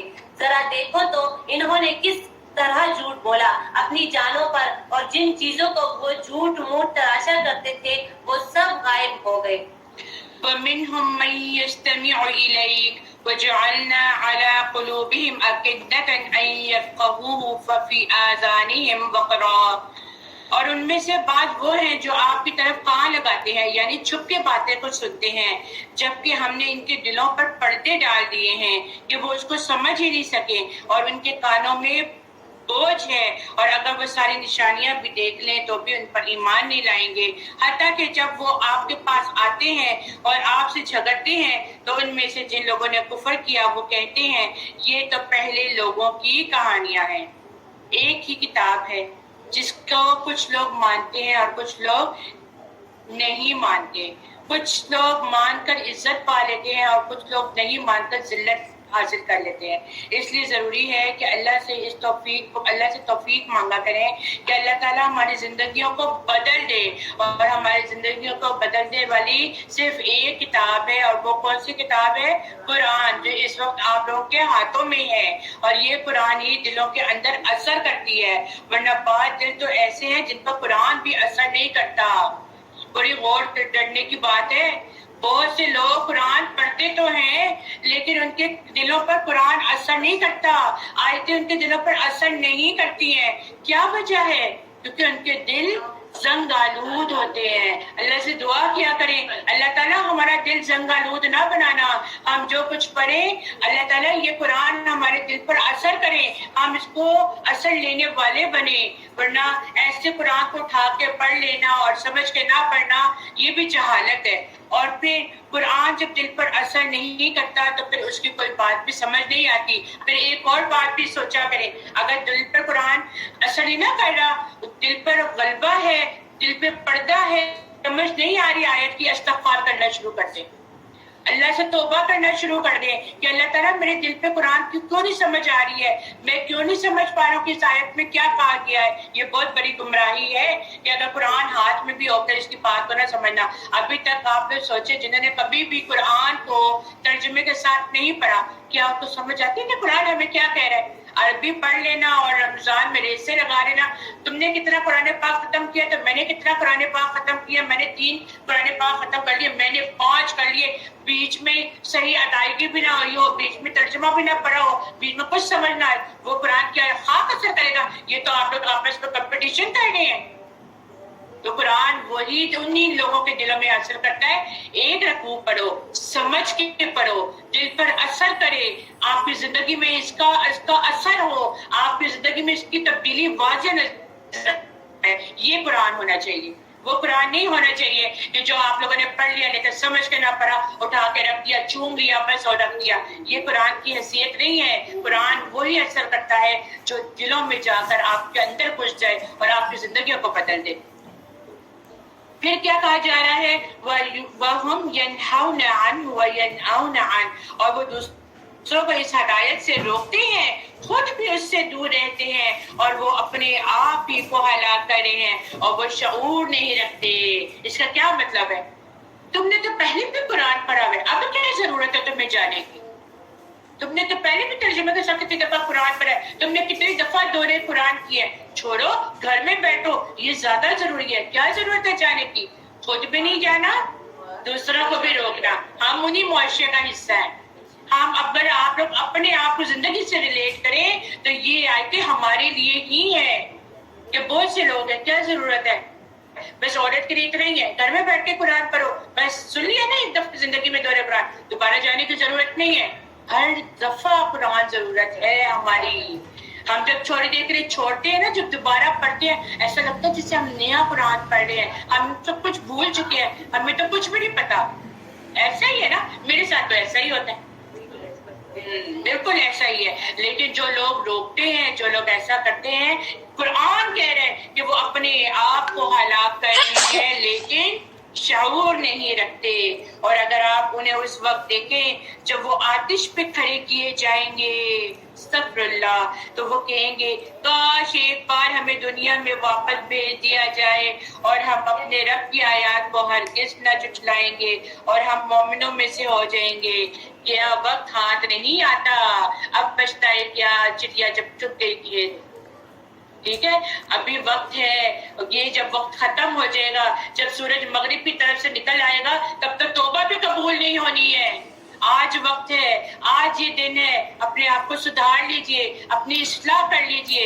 اگر یہ اصلاح نہ ہوئی تو کل کو پھر یہی پچھتاوے رہ جائیں گے, اور اس وقت جب ہم قیامت کے دن حشر کے میدان میں اپنا حساب کتاب لے رہے ہوں گے, اس وقت ہمارے منہ سے یہ کاش نکلے گا, تو یہ کاش تو اس وقت کام نہیں آئے گی, اس وقت کام نہیں آئے گی. اس وقت صرف پچھتاوے آئے, کاش ہم نے کر لیا تھا دنیا میں اور ہم اس طرح مومن کہلائے جاتے. تو اس وقت اللہ تعالیٰ کہے گا بس ختم, پرچہ ختم, اب جو کر لیا نا وہ سامنے لے کر آ جاؤ. بل بدا لهم ما كانوا يخفون من قبل، نہیں بلکہ ان کے وہ کرتوت بھی ظاہر ہو چکے ہوں گے جنہیں وہ پہلے چھپاتے تھے، اور اگر انہیں واپس دنیا میں بھیج دیا جائے تب بھی وہی کام کریں گے جن سے ان کو روکا گیا تھا، اور بے شک وہ جھوٹے ہیں۔ یعنی کہ ان کو ایک موقع دے دیا جائے نا دوبارہ دنیا میں آنے کا، تو وہ سارا کچھ بھول بھال کے وہی پہلے والے کام کریں گے جن سے ان کو منع کر دیا گیا تھا۔ تو دراصل وہ کیا ہے؟ وہ جھوٹے ہیں، اور وہ کہتے ہیں زندگی تو بس ہماری دنیا ہی کی زندگی ہے اور ہمیں دوبارہ نہیں اٹھایا جائے گا۔ یہ بہت بڑی گمراہی ہے جو لوگ ایسا کرتے ہیں۔ میں نے بہت سے لوگوں کو سنا ہے، میں نے بہت سی خواتین کو ایسا سنا ہے جو کہتی ہے قیامت نہیں آنی ہے، یہی قیامت ہے، حساب کتاب نہیں ہونا، یہ بس ایسی باتیں ہیں۔ اور میں نے ان کو لٹرلی یہ کہا تھا اللہ کا خوف کریں، قرآن میں جو لکھا جا چکا ہے نا وہ کہانیاں نہیں ہے، وہ سچ ہو کے رہے گا۔ اللہ تعالیٰ بتائیں گے قیامت آئے گی، جنت اور جہنم کا فیصلہ کیا جائے گا، اور پھر اس وقت تو موت کو بھی ذبح کر دیا جائے گا، اس وقت تو واپس کا کوئی ہمارا دروازہ ہی نہیں ہے۔ اور جو آج یہ لوگ کہتے ہیں نا نہیں آنی قیامت، کچھ بھی نہیں ہونا، یہ سب ان کی کہانیاں ہیں۔ اور پھر کیا، اور اگر انہیں اس وقت دیکھے جب وہ اپنے رب کے سامنے کھڑے کیے جائیں گے تو وہ فرمائے گا کیا یہ حق نہیں ہے؟ تو وہ کہیں گے کیوں نہیں، یہ حق ہے ہمارے رب کی قسم۔ تو اللہ فرمائے گا پھر تم عذاب کا مزہ چکھو اس وجہ سے کہ تم کفر کرتے تھے۔ خسر الذین کذبوا بلقاء اللہ، بے شک وہ لوگ خسارے میں رہے جنہوں نے اللہ سے ملاقات کو جھٹلا دیا، حتیٰ کہ جب ان کے پاس قیامت اچانک آ جائے گی تو وہ کہیں گے ہائے افسوس، ہم سے اس معاملے میں کیسی کوتاہی ہو گئی، اور وہ اپنے بوجھ اپنے پیٹھ پر اٹھائے ہوئے ہوں گے۔ خبردار، بہت برا وہ بوجھ ہے جو وہ اٹھائیں گے۔ کیا کہا جا رہا ہے کہ جو لوگ اللہ کو نہیں مانتے اور کہتے ہیں کہ حساب کتاب نہیں ہوگا، پوچھا نہیں جائے گا، دنیا کا قیام صرف یہیں تک ہے، دراصل اللہ کے سامنے کھڑے ہونے کی تیاری اور بڑی مشقت کا دن ہے۔ وہ بڑی مشقت کا دن ہے، اپنے آپ کو ابھی سے تیار کر لیں، ورنہ اس وقت جب ہم آگے کھڑے ہوں گے تو اس وقت ہم اپنی باتوں میں گرتے چلے جائیں گے کہ ہم نے اس وقت کیوں نہیں مانا، ہم نے اس وقت کیوں نہیں مانا کہ قیامت آئے گی، ہم نے اللہ کے آگے بھی حاضر ہونا ہے، ہم نے اللہ کو بھی جواب دینا ہے۔ تو اس وقت یہ معاملہ ہمارے ساتھ نہ ہو۔ وَمَا الْحَيَاةُ الدُّنْيَا إِلَّا لَعِبٌ وَلَهْوٌ وَلَلدَّارُ الْآخِرَةُ خَيْرٌ لِلَّذِينَ يَتَّقُونَ أَفَلَا تَعْقِلُونَ، اور دنیا کی زندگی بس کھیل تماشے کے سوا کچھ بھی نہیں۔ یہ دنیا ایک کھیل تماشا ہے۔ ہم کہتے ہیں نا دنیا بہت حسین ہے، اللہ شیطان نے دنیا کو مزین کر دیا ہوا ہے، غلط کام دکھا کے خوبصورتی پیدا کر دی ہوئی ہے، اور ہم اسی میں بس گھرے چلے جا رہے ہیں، اور یہ صرف ایک تھوڑی دیر کی زندگی ہے، اس کے بعد یہ زندگی ختم ہو جانی ہے، اور آخرت کا گھر ان لوگوں کے لیے یقیناً بہتر ہے جو پرہیزگاری اختیار کرتے ہیں۔ کیا تم عقل نہیں رکھتے؟ یعنی اس پر ہمیں کہہ دیا کہ آخرت کی تیاری کر لو، اور آخرت کی تیاری کون لوگ کرتے ہیں؟ جن کے اندر اللہ کا خوف ہوتا ہے، جن کے اندر تقویٰ ہوتا ہے، جن کے اندر یہ ڈر ہوتا ہے کہ ہم نے ایک نہ ایک دن اللہ کے ہاں جانا ہے۔ آگے آنے والی آیتیں بڑی ڈراؤنی والی ہیں، بڑی ڈرانے والی ہیں، بڑی عبرت والی ہیں۔ اگر آج ہم اس کو نہیں سمجھیں گے تو کل یہ وقت نہیں آنا۔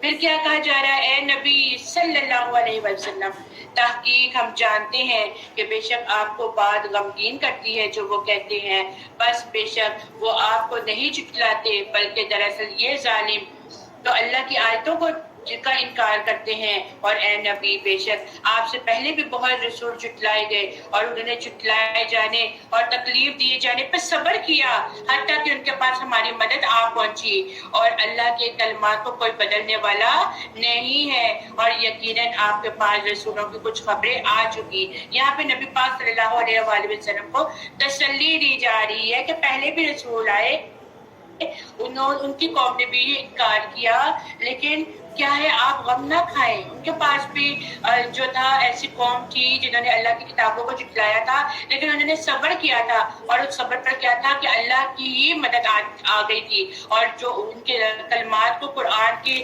کلمات کو کوئی بھی جھٹلا نہیں سکتا۔ وإن كان كبر عليك إعراضهم فإن استطعت أن تبتغي نفقا في الأرض أو سلما في السماء فتأتيهم بآية.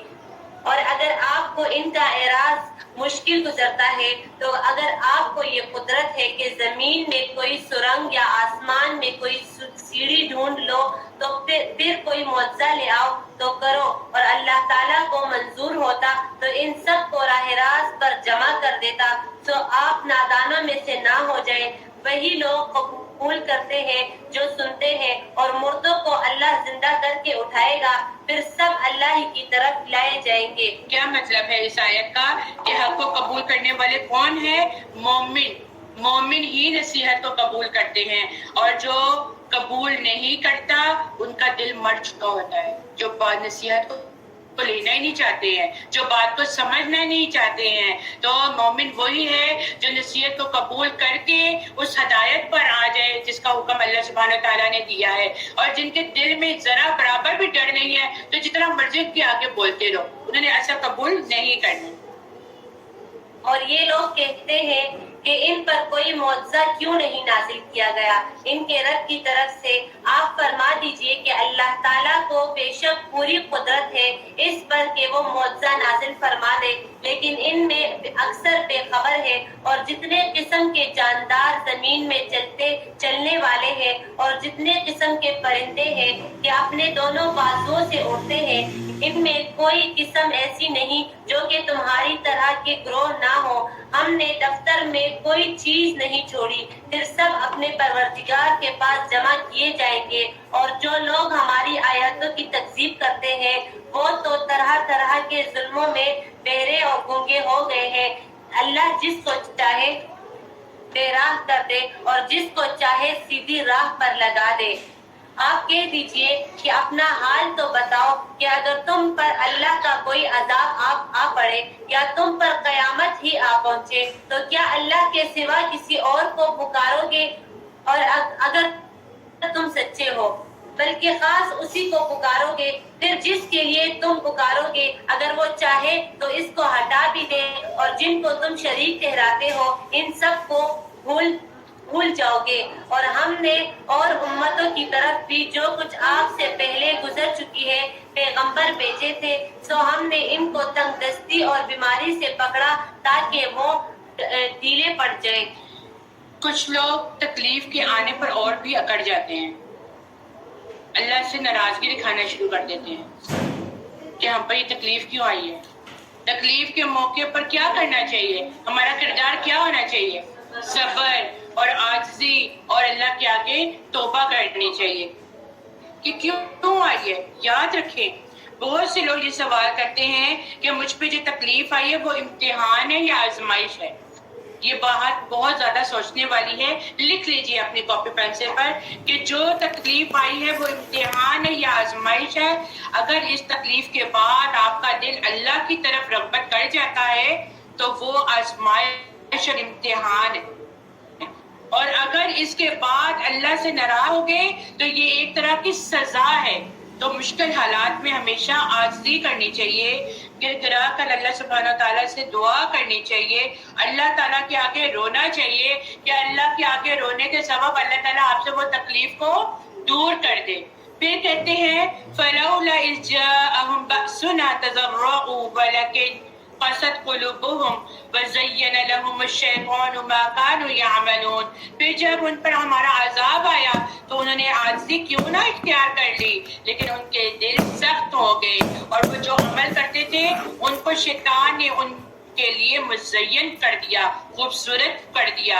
پھر جب انہوں نے وہ نصیحت بھلا دی جو انہیں کی گئی تھی تو ہم نے ان پر ہر چیز کے دروازے کھول دیے.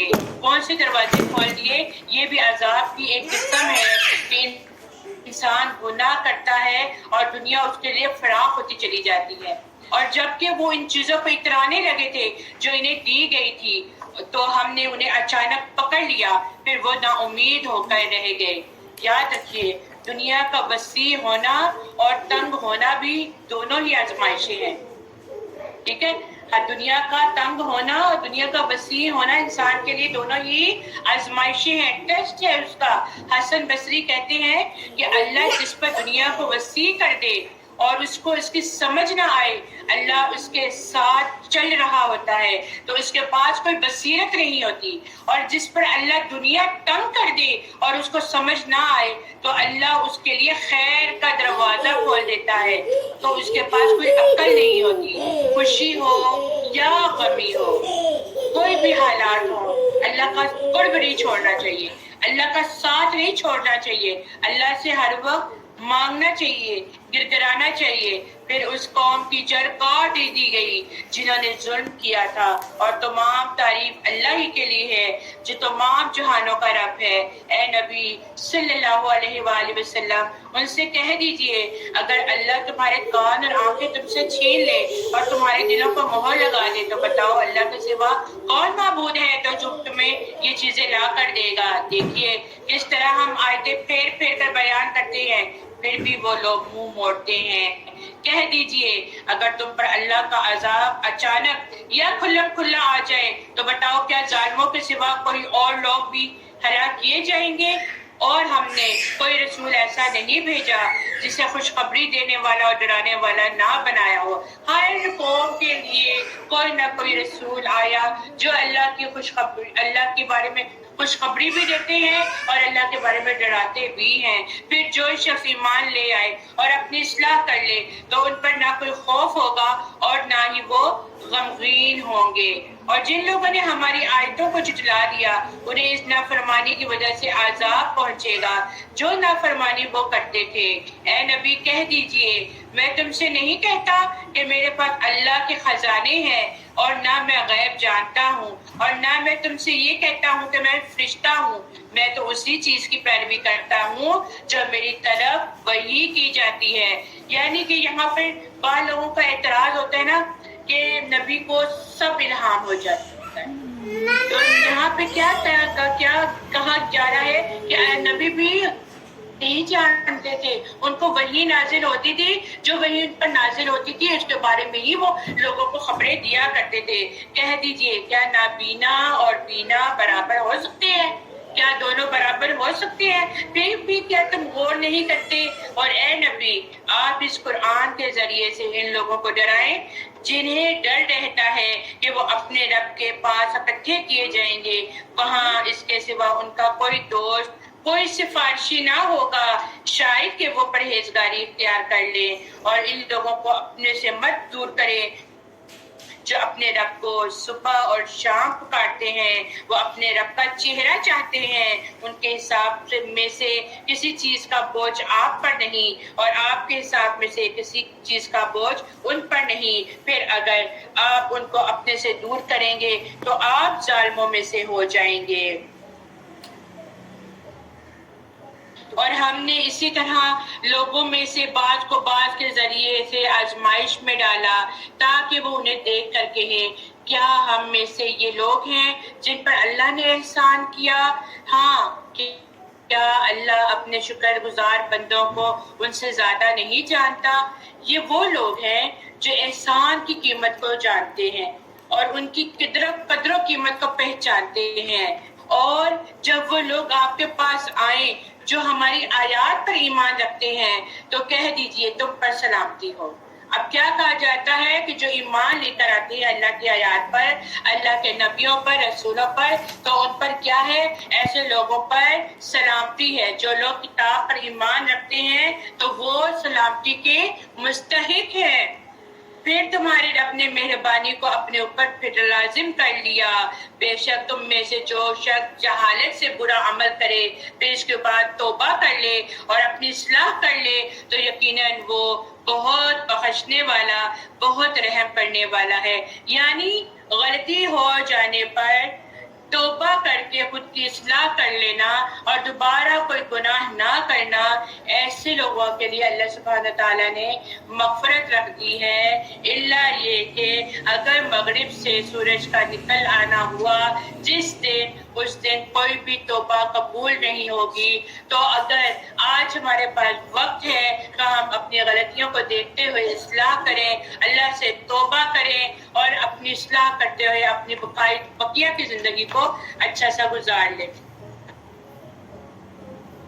اس طرح ہم آیات کی تفصیل کرتے رہتے ہیں اور تاکہ مجرمین کا طریقہ ظاہر ہو جائے، آپ کہہ دیجئے کہ مجھ کو اس سے ممانعت کی گئی ہے کہ ان کی عبادت کروں جن کی تم لوگ اللہ تعالیٰ کو چھوڑ کر عبادت کرتے ہو۔ آپ کہہ دیجئے کہ میں تمہارے خیالات کا اتباع نہ کروں گا، کیونکہ اس حالت میں تو میں بے راہ ہو جاؤں گا اور راہ راست پر چلنے والوں میں سے نہ رہوں گا۔ آپ کہہ دیجئے کہ میرے پاس تو ایک دلیل ہے میرے رب کی طرف سے، اور تم اس کی تکذیب کرتے ہو۔ جس چیز کا تم تقاضا کر رہے ہو وہ میرے پاس نہیں ہے، حکم کسی کا نہیں بس سوائے اللہ کے، اور اللہ تعالیٰ واقعی بات کو بتلا دیتا ہے اور سب سے اچھا فیصلہ کرنے والا وہی ہے۔ آپ کہہ دیجئے کہ اگر میرے پاس وہ چیز ہوتی جس کا تم تقاضا کر رہے ہو تو میرا اور تمہارا باہمی قصہ فیصل ہو چکا ہوتا، اور ظالموں کو اللہ تعالیٰ خوب جانتا ہے، اور اللہ تعالیٰ ہی کے پاس ہے تمام مخفی اشیاء کے خزانے، ان کو کوئی نہیں جانتا اللہ تعالیٰ کے سوا، اور وہ تمام چیزوں کو جانتا ہے جو کچھ خشکی میں ہے اور جو کچھ دریاؤں میں ہے، اور کوئی پتا نہیں گرتا مگر اس کے حکم سے، اور وہ اس کے علم میں ہے، اور کوئی دانہ زمین کے تاریک حصوں میں نہیں پڑتا، اور نہ کوئی تر اور نہ کوئی خشک چیز گرتی ہے مگر یہ سب کتاب مبین میں لکھی ہوئی ہے۔ وہ ایسا ہے کہ رات میں تمہاری روح کو ایک گونا قبض کر دیتا ہے، اور جو کچھ تم دن میں کرتے ہو اس کو جانتا ہے، پھر تم کو جگہ اٹھاتا ہے تاکہ میعاد معین تمام کر دی جائے، پھر اسی کی طرف تم کو جانا ہے، پھر تم کو بتلائے گا جو کچھ تم کیا کرتے تھے۔ یہاں پہ دیکھیں موت کی بات کی جا رہی ہے کہ جب رات کو تمہیں فوت کر دیتا ہے، یعنی کہ جو نیند ہے وہ موت کی بہن ہے۔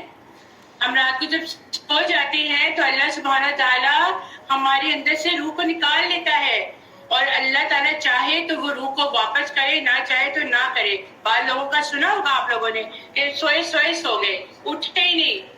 یہ اللہ کی مہربانی سے ہوتا ہے، یہ اللہ کے حکم سے ہوتا ہے کہ جو روح کو نکالتا ہے واپس لیتا ہے، تو وہ کیا مراد ہے کہ جو مر جاتے ہیں ان کو بھی اللہ سبحانہ تعالیٰ ایک دن اٹھائے گا، وہ دوبارہ قبروں سے نکلیں گے، قبروں سے نکل کر وہ اللہ تعالیٰ اس کو دوبارہ زندہ کر کے حشر کے میدان میں لے کر آئے گا، اور پھر اس کے اعمال کا بدلہ دیا جائے گا، اور پھر کہا جاتا ہے کہ اور وہی اپنے بندوں پر غالب ہے اور تم پر محافظ فرشتے بھیجتا ہے، حتیٰ کہ جب تم میں سے کسی کو موت آتی ہے تو ہمارے فرشتے اسے فوت کرتے ہیں اور وہ اس میں کوتاہی نہیں کرتے، اور پھر وہ اللہ کی طرف لٹائے جاتے ہیں جو ان کا سچا مالک ہے۔ خبردار، فیصلے کا سارا اختیار اسی کو ہے اور وہ بہت جلد حساب لینے والا ہے۔ موت کا منظر بتایا جا رہا ہے آیت نمبر 61 میں کہ نبی کریم صلی اللہ علیہ وآلہ وسلم نے فرمایا، مومن بندہ دنیا سے رخصت ہونے اور آخرت کے قریب ہوتا ہے، اور اس کی طرف آسمان سے روشن چہرے والے فرشتے آتے ہیں، گویا ان کے چہرے سورج کی طرح ہوتے ہیں، ان کے پاس آ کر بیٹھ جاتے ہیں۔ جنت کے کفنوں میں سے ان کے پاس ایک جنت کا کفن ہوتا ہے اور جنت کی خوشبو ہوتی ہے، یہاں تک کہ ان کی حد نگاہ دور تک بیٹھ جاتی ہے۔ پھر ملک الموت اس کے پاس آ کر بیٹھ جاتے ہیں اور کہتے ہیں، یا ایھا النفس مطمئنہ ارجعی الی ربک، اے پاکیزہ نفس اللہ کی پاکی اور مغفرت کی طرف نکلو۔ پھر ملک الموت اس کو پکڑ لیتے ہیں اور دوسرے فرشتے ملک الموت اس کی روح کو نکال لیتے ہیں، اور مومن کی موت کا حال کیا ہوتا ہے کہ جب وہ ان کی روح نکال رہے ہوتے ہیں تو اللہ کی طرف سے حکم آتا ہے تھوڑا اس کو ریسٹ دو، تھوڑا سا اس کو آرام ملتا ہے، پھر اس کو حکم ہوتا ہے کہ اس کی روح کو کھینچ لو، اور جب اس کی روح کو کھینچ لی جاتی ہے تو دوسرے فرشتے پلک جھپکتے ملک اور موت کے ہاتھوں سے اس کو رہنے نہیں دیتے، اس کو جنت کے کفن میں لپیٹ کر اور حنوط کی خوشبو لگا کر اس کو اوپر لے کے جاتے ہیں۔ تھوڑا سا اس کو آپ اپنی دنیاوی زندگی سے ریلیٹ کریں۔ عورت کی ڈلیوری کا وقت ہوتا ہے، ایک دم پینز آتی ہیں، اتنی زیادہ پینز آتی ہیں، تو اس وقت جو ڈاکٹرز کھڑی ہوتی ہیں تو وہ کیا کہتی ہیں؟ ریلیکس لیں، ریلیکس لیں، اس کو تھوڑی سی ریلیکسیشن مل جاتی ہے، درد ایک دم سے اللہ کے حکم سے غائب ہو جاتی ہے، پھر ایک دم سے درد آتی ہے تو بچہ ڈلیور ہو جاتا ہے۔ یہی مومن کی موت کا بھی حال ہے کہ ایک دفعہ ڈلیور جب بچہ ہوتا ہے ڈاکٹر کے ہاتھ سے نرسوں کے ہاتھ میں چلا جاتا ہے اور نرس پہ اس کو صاف ستھرا کر کے کپڑے پہنانا شروع کر دیتی ہیں۔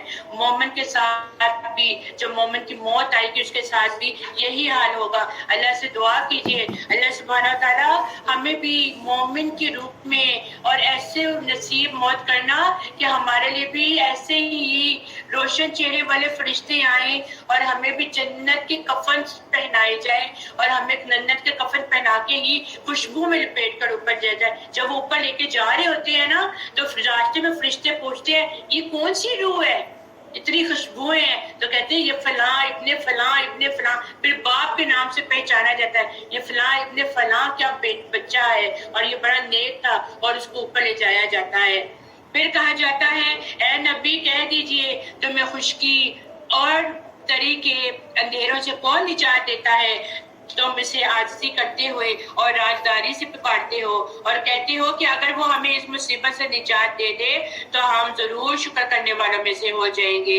کہہ دیجئے اللہ ہی تمہیں اس مصیبت سے اور ہر غم سے نجات دیتا ہے، پھر بھی تم اس کے ساتھ شرک کرتے ہو۔ ہر چیز کا قادر اللہ ہے، ہر مشکل سے نکالنے والا اللہ ہے، دن کو رات میں بدلنے والا، رات کو دن میں بدلنے والا، رزق دینے والا، پھل دینے والا، سمندروں کے اندر کو رزق دینے والا اللہ ہے۔ پھر بھی بہت سے لوگ ایسے گمراہ ہیں جو اللہ کے سوا کسی اور کو مانتے ہیں اور ان سے جا کر دعائیں کرتے ہیں، ان سے جا کر مانگتے ہیں اور ان سے تعبیریں پیش کرتے ہیں۔ قل هو القادر على ان يبعث عليكم عذابا من فوقهم، کہہ دیجئے وہی اس پر قدرت رکھتا ہے کہ تمہارے اوپر سے یا تمہارے پاؤں کے نیچے سے تم پر عذاب بھیجے، یا تمہیں گروہوں میں تقسیم کر کے ایک گروہ کو دوسرے کی طاقت کا مزہ چکھا دے۔ دیکھیے ہم کس طرح آیتوں کو پھیر پھیر کر بیان کرتے ہیں تاکہ وہ سمجھ سکے۔ اور قرآن کو آپ کی قوم نے جھٹلایا حالانکہ قرآن حق ہے۔ کہہ دیجئے میں تم پر نگران نہیں ہوں، ہر ایک خبر کا وقت مقرر ہے اور جلد ہی تم جان لو گے۔ اور جب آپ ان لوگوں کو دیکھیں جو ہماری آیتوں میں نکتہ چینی کرتے ہیں، مذاق اڑاتے ہیں، تو آپ ان کے پاس سے ہٹ جائیں یہاں تک کہ وہ اس کے علاوہ کسی اور بات میں مشغول ہو جائیں۔ یعنی یہاں پہ کیا بات کی جا رہی ہے جو تھوڑے دنوں پہلے میں نے آپ لوگوں کو بتایا تھا کہ اگر جس محفل میں آپ لوگ بیٹھے ہیں اور وہاں پہ اس گروہ میں دین کا مذاق اڑایا جا رہا ہے، دین والوں کا اسلام کا مذاق اڑایا جا رہا ہے، تو ان کی باتوں میں شامل نہ ہو۔ ادب کا تقاضا کرتے ہوئے بہترین عمل تو یہ ہے کہ اس جگہ سے آپ وہاں سے اٹھ جائیں جب تک وہ باتیں اپنی ختم نہ کر دے۔ اور اگر شیطان آپ کو یہ بات بھلا دے تو یاد آنے پر ان ظالم لوگوں کے پاس مت بیٹھے۔ ان کے حساب سے کسی چیز کی ذمہ داری ان لوگوں پر نہیں ہے جو پرہیزگاری اختیار کرتے ہیں، اور لیکن نصیحت کرنا ان کا فرض ہے، نصیحت کرتے رہنا چاہیے تاکہ وہ بھی پرہیزگاری اختیار کر لے۔ امت کا کیا فرض ہے، ہماری کیا ذمہ داری ہے؟ ہم اچھی بات پہنچاتے رہیں، کیا پتہ کبھی نہ کبھی ان کے دل میں اثر کر ہی جائے۔ وَذَرِ الَّذِينَ اتَّخَذُوا دِينَهُمْ لَعِبًا وَلَهْوًا وَغَرَّتْهُمُ الْحَيَاةُ الدُّنْيَا وَذَكِّرْ بِهِ أَن تُبْسَلَ نَفْسٌ بِمَا كَسَبَتْ، اور ایسے لوگوں سے بالکل کنارہ کش رہے جنہوں نے اپنے دین کو لہو لعاب بنا رکھا ہے اور دنیاوی زندگی نے انہیں دھوکے میں ڈال رکھا ہے، اور اس قرآن کے ذریعے سے نصیحت بھی کرتے ہیں تاکہ کوئی شخص اپنے کردار کے سبب اس طرح نہ پھنس جائے کہ کوئی غیر اللہ اس کا نہ مددگار ہو اور نہ سفارشی، اور نہ یہ کفایت ہو کہ اگر دنیا بھر کا معاوضہ بھی دے ڈالے تب بھی اس سے نہ لیا جائے۔ نہ ایسے ہی ہے کہ اپنے کردار کے سبب پھنس گئے، ان کے لیے نہایت تیز گرم پانی پینے کے لیے ہوگا اور دردناک سزا ہوگی اپنے کفر کے سبب۔ آپ کہہ دیجئے کہ کیا ہم اللہ تعالیٰ کے سوا ایسی چیز کی عبادت کریں کہ نہ وہ ہم کو نفع پہنچائے اور نہ ہم کو نقصان پہنچائے، اور کیا ہم الٹے پھر جائیں اس کے بعد کہ ہم کو اللہ تعالیٰ نے ہدایت کر دی ہے؟ جیسے کوئی شخص ہو کہ اس کو شیطانوں نے کہیں جنگل میں کر دیا ہو اور وہ بھٹکتا پھرتا ہو، اس کے کچھ ساتھی بھی ہو کہ وہ اس کے ٹھیک راستے کی طرف بلا رہے ہو کہ ہمارے پاس آؤ۔ آپ کہہ دیجئے کہ یقینی بات ہے کہ راہ راست وہ خاص اللہ ہی کی راہ ہے، اور ہم کو یہ حکم ہوا ہے کہ ہم پروردگار عالم کے پورے مطلع ہو جائے، اور یہ کہ نمازوں کی پابندی کرے۔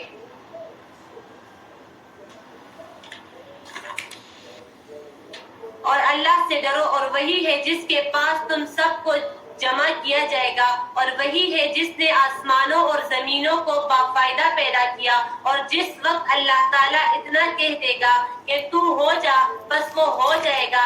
اس کا کہنا با اثر ہے، اور ساری حکمت خالص اسی کی ہوگی۔ جبکہ سور میں پھونک ماری جائے گی، وہ جاننے والا پوشیدہ چیزوں کا ہے اور ظاہر چیزوں کا، اور وہی ہے بڑی حکمت والا، بھی خبر رکھنے والا۔ آیت نمبر 74 میں حضرت ابراہیم علیہ السلام کا ذکر کیا جا رہا ہے۔ حضرت ابراہیم علیہ السلام کا ذکر 20 مقامات پر آیا ہے۔ حضرت ابراہیم کے بارے میں کہا جاتا ہے کہ وہ اللہ کے دوست تھے، وہ مشرکوں میں سے نہ تھے، وہ یکسو تھے۔ وَإِذْ قَالَ إِبْرَاهِيمُ لِأَبِيهِ آزَرَ أَتَتَّخِذُ أَصْنَامًا آلِهَةً، اور جب ابراہیم علیہ السلام نے اپنے باپ آزر سے کہا کیا تم بتوں کو معبود ٹھہراتے ہو؟ بے شک میں تمہیں اور تمہاری قوم کو کھلی گمراہی میں پڑے دیکھتا ہوں۔ اور اسی طرح ہم ابراہیم کو آسمانوں اور زمین کی بادشاہی دکھاتے تھے، اور تاکہ وہ یقین کرنے والوں میں سے ہو جائے۔ چنانچہ جب اس پر رات چھا گئی تو اس نے ایک ستارہ دیکھا۔ ابراہیم نے کہا یہ میرا رب ہے۔ پھر جب وہ غروب ہو گیا تو کہا میں غروب ہونے والوں سے محبت نہیں کرتا۔ پھر جب اس نے چاند چمکتا ہوا دیکھا تو کہا یہ میرا رب ہے۔ پھر جب وہ غروب ہو گیا تو اس نے کہا اگر میرے رب نے مجھے ہدایت نہ دی تو یقیناً میں گمراہ قوموں میں سے ہو جاؤں گا۔ پھر جب اس نے سورج کو جگمگاتا ہوا دیکھا تو کہا یہ میرا رب ہے، یہ سب سے بڑا ہے۔ پھر جب وہ بھی غروب ہو گیا تو اس نے کہا اے میری قوم، بے شک جنہیں تم شریک ٹھہراتے ہو میں ان سے بیزار ہوں۔ بے شک میں نے اپنا چہرہ اس ذات کی طرف متوجہ کر لیا جس نے آسمان و زمین کو پیدا کیا۔ میں اسی اللہ کا پرستار ہوں اور میں مشرکوں میں سے نہیں ہوں۔ اور اس کی قوم نے اس سے جھگڑا کیا تو ابراہیم علیہ السلام نے کہا کیا تم مجھ سے اللہ کے بارے میں جھگڑا کرتے ہو، حالانکہ اس نے مجھے ہدایت دی اور میں ان سے نہیں ڈرتا جنہیں تم اس کے ساتھ شریک ٹھہراتے ہو۔ ہاں اگر میرا رب کچھ چاہے تو وہ ضرور ہو سکتا ہے۔ میرا رب کا علم ہر چیز پر چھایا ہوا ہے۔ کیا تم نصیحت حاصل نہیں کرتے؟ اور میں ان سے کیوں ڈروں جنہیں تم شریک ٹھہراتے ہو، جبکہ تم اس بات سے نہیں ڈرتے کہ تم ان کو اللہ کے ساتھ شریک ٹھہراتے ہو جن کی اس نے تم پر کوئی دلیل نازل نہیں کی۔ بس دونوں فریقوں میں سے کون امن کا زیادہ حقدار ہے؟ بتاؤ اگر تم جانتے ہو۔ جو لوگ ایمان لائے اور انہوں نے اپنے ایمان کو شرک کے ساتھ آلودہ نہیں کیا، وہی لوگ ہیں جن کے لیے امن ہے اور وہی لوگ ہدایت یافتہ ہیں۔ یعنی خالص توحید ہی جنت کے راستے کا باعث بنتی ہے۔ حدیث میں آتا ہے جو اس حال میں اللہ سے ملے کہ اس نے کوئی شرک نہیں کیا تو وہ جنت میں داخل ہوگا۔ تو آپ لوگ اور مجھے پتہ ہونا چاہیے کیا ہم اللہ کے ساتھ کسی کو شریک ٹھہراتے ہیں. اگر ان ساری آیتوں کے پڑھنے کے بعد اگر کہیں پر کچھ بھی غلط ہے تو اس کی اصلاح کر لیجئے، کیونکہ اللہ کے ساتھ کسی کو بھی شریک نہیں کیا جاتا. یہ ہے ہماری دلیل جو ہم نے ابراہیم کو اس کی قوم کے مقابلے میں دی تھی. ہم جسے چاہیں اس کے درجے بلند کرتے ہیں.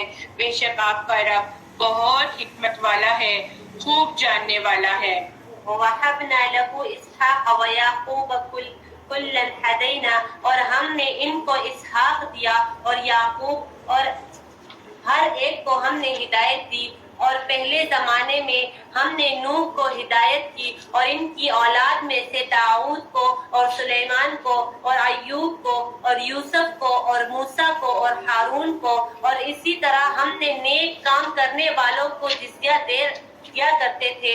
اور نیز زکریا کو اور یحییٰ کو اور عیسیٰ کو اور الیاس کو، سب پورے نیک لوگ تھے. اور نیز اسماعیل کو اور عیسیٰ کو اور یونس کو اور لوط کو، اور ہر ایک کو تمام جہانوں والوں پر ہم نے فضیلت دی. اور نیز ان کے کچھ باپ دادوں کو اور کچھ اولاد کو اور کچھ بھائیوں کو، اور ہم نے ان کو مقبول بنایا، اور ہم نے ان کو راہ راست کی ہدایت کی.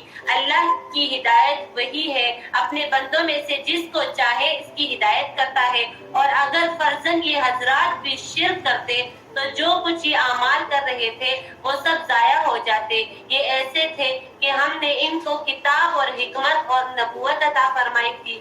سو اگر یہ لوگ نبوت کا انکار کریں تو ہم نے اس کے لیے ایسے بہت سے لوگ مقرر کر دیے ہیں جو اس کے منکرین نہیں. یہ حضرات ایسے تھے جن کو اللہ تعالیٰ نے ہدایت کی تھی. سو آپ بھی ان ہی کی طریق پر چلیے. آپ کہہ دیجئے کہ ہم تم سے اس پر کوئی معاوضہ نہیں چاہتے، یہ تو صرف تمام جہانوں والوں کے واسطے ایک نصیحت ہے. اور ان لوگوں نے اللہ کی جیسی قدرت پہچاننا واجب تھی ویسے ان کی قدرت نہ پہچانی، جبکہ یوں کہہ دیا کہ اللہ نے کسی بشر پر کوئی چیز نازل نہیں کی.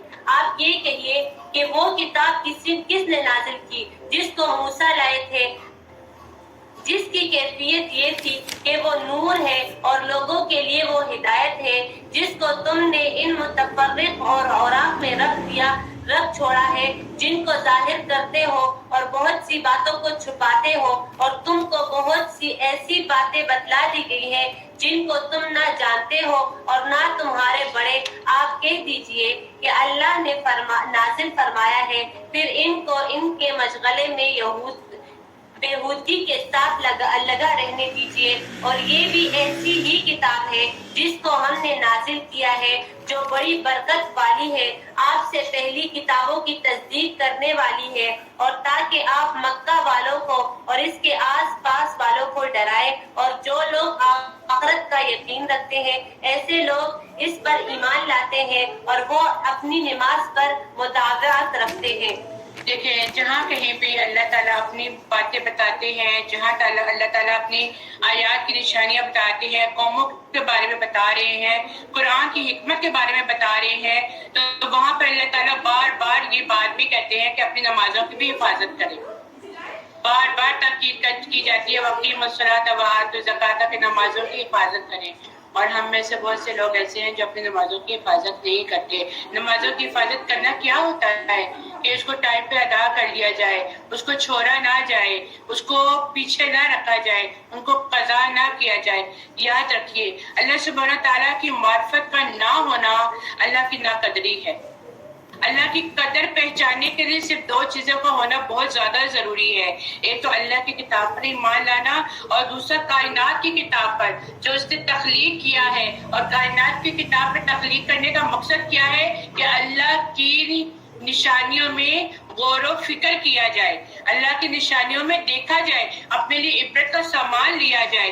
وَمَنْ أَظْلَمُ مِمَّنِ افْتَرَىٰ عَلَى اللَّهِ كَذِبًا أَوْ قَالَ أُوحِيَ إِلَيَّ وَلَمْ يُوحَىٰ إِلَيْهِ شَيْءٌ اور اس شخص سے ظالم کون ہوگا جو اللہ پہ جھوٹ گھڑ لیتا ہے یا وہ کہے کہ مجھ پر وحی نازل کی گئی ہے حالانکہ اس پر کوئی وحی نازل نہیں کی گئی، اور جس نے کہا میں بھی ایسی چیز نازل کر سکتا ہوں جیسے اللہ نے نازل کی ہے۔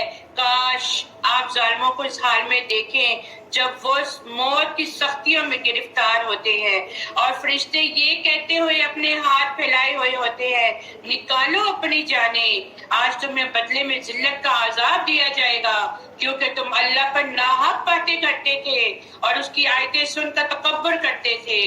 یعنی اللہ کے نبی صلی اللہ علیہ وآلہ وسلم نے یہاں پہ پھر وہی موت کی کیفیت کا بیان ہے کہ جب کوئی کافر شخص یا منکر شخص سفر آخرت پہ جانے کی تیاری کے قریب ہوتا ہے تو اس کے پاس آسمان سے سیاہ چہروں والے فرشتے اتر کر آتے ہیں اور ان کے پاس آ کے ٹاٹ لے کر آتے ہیں۔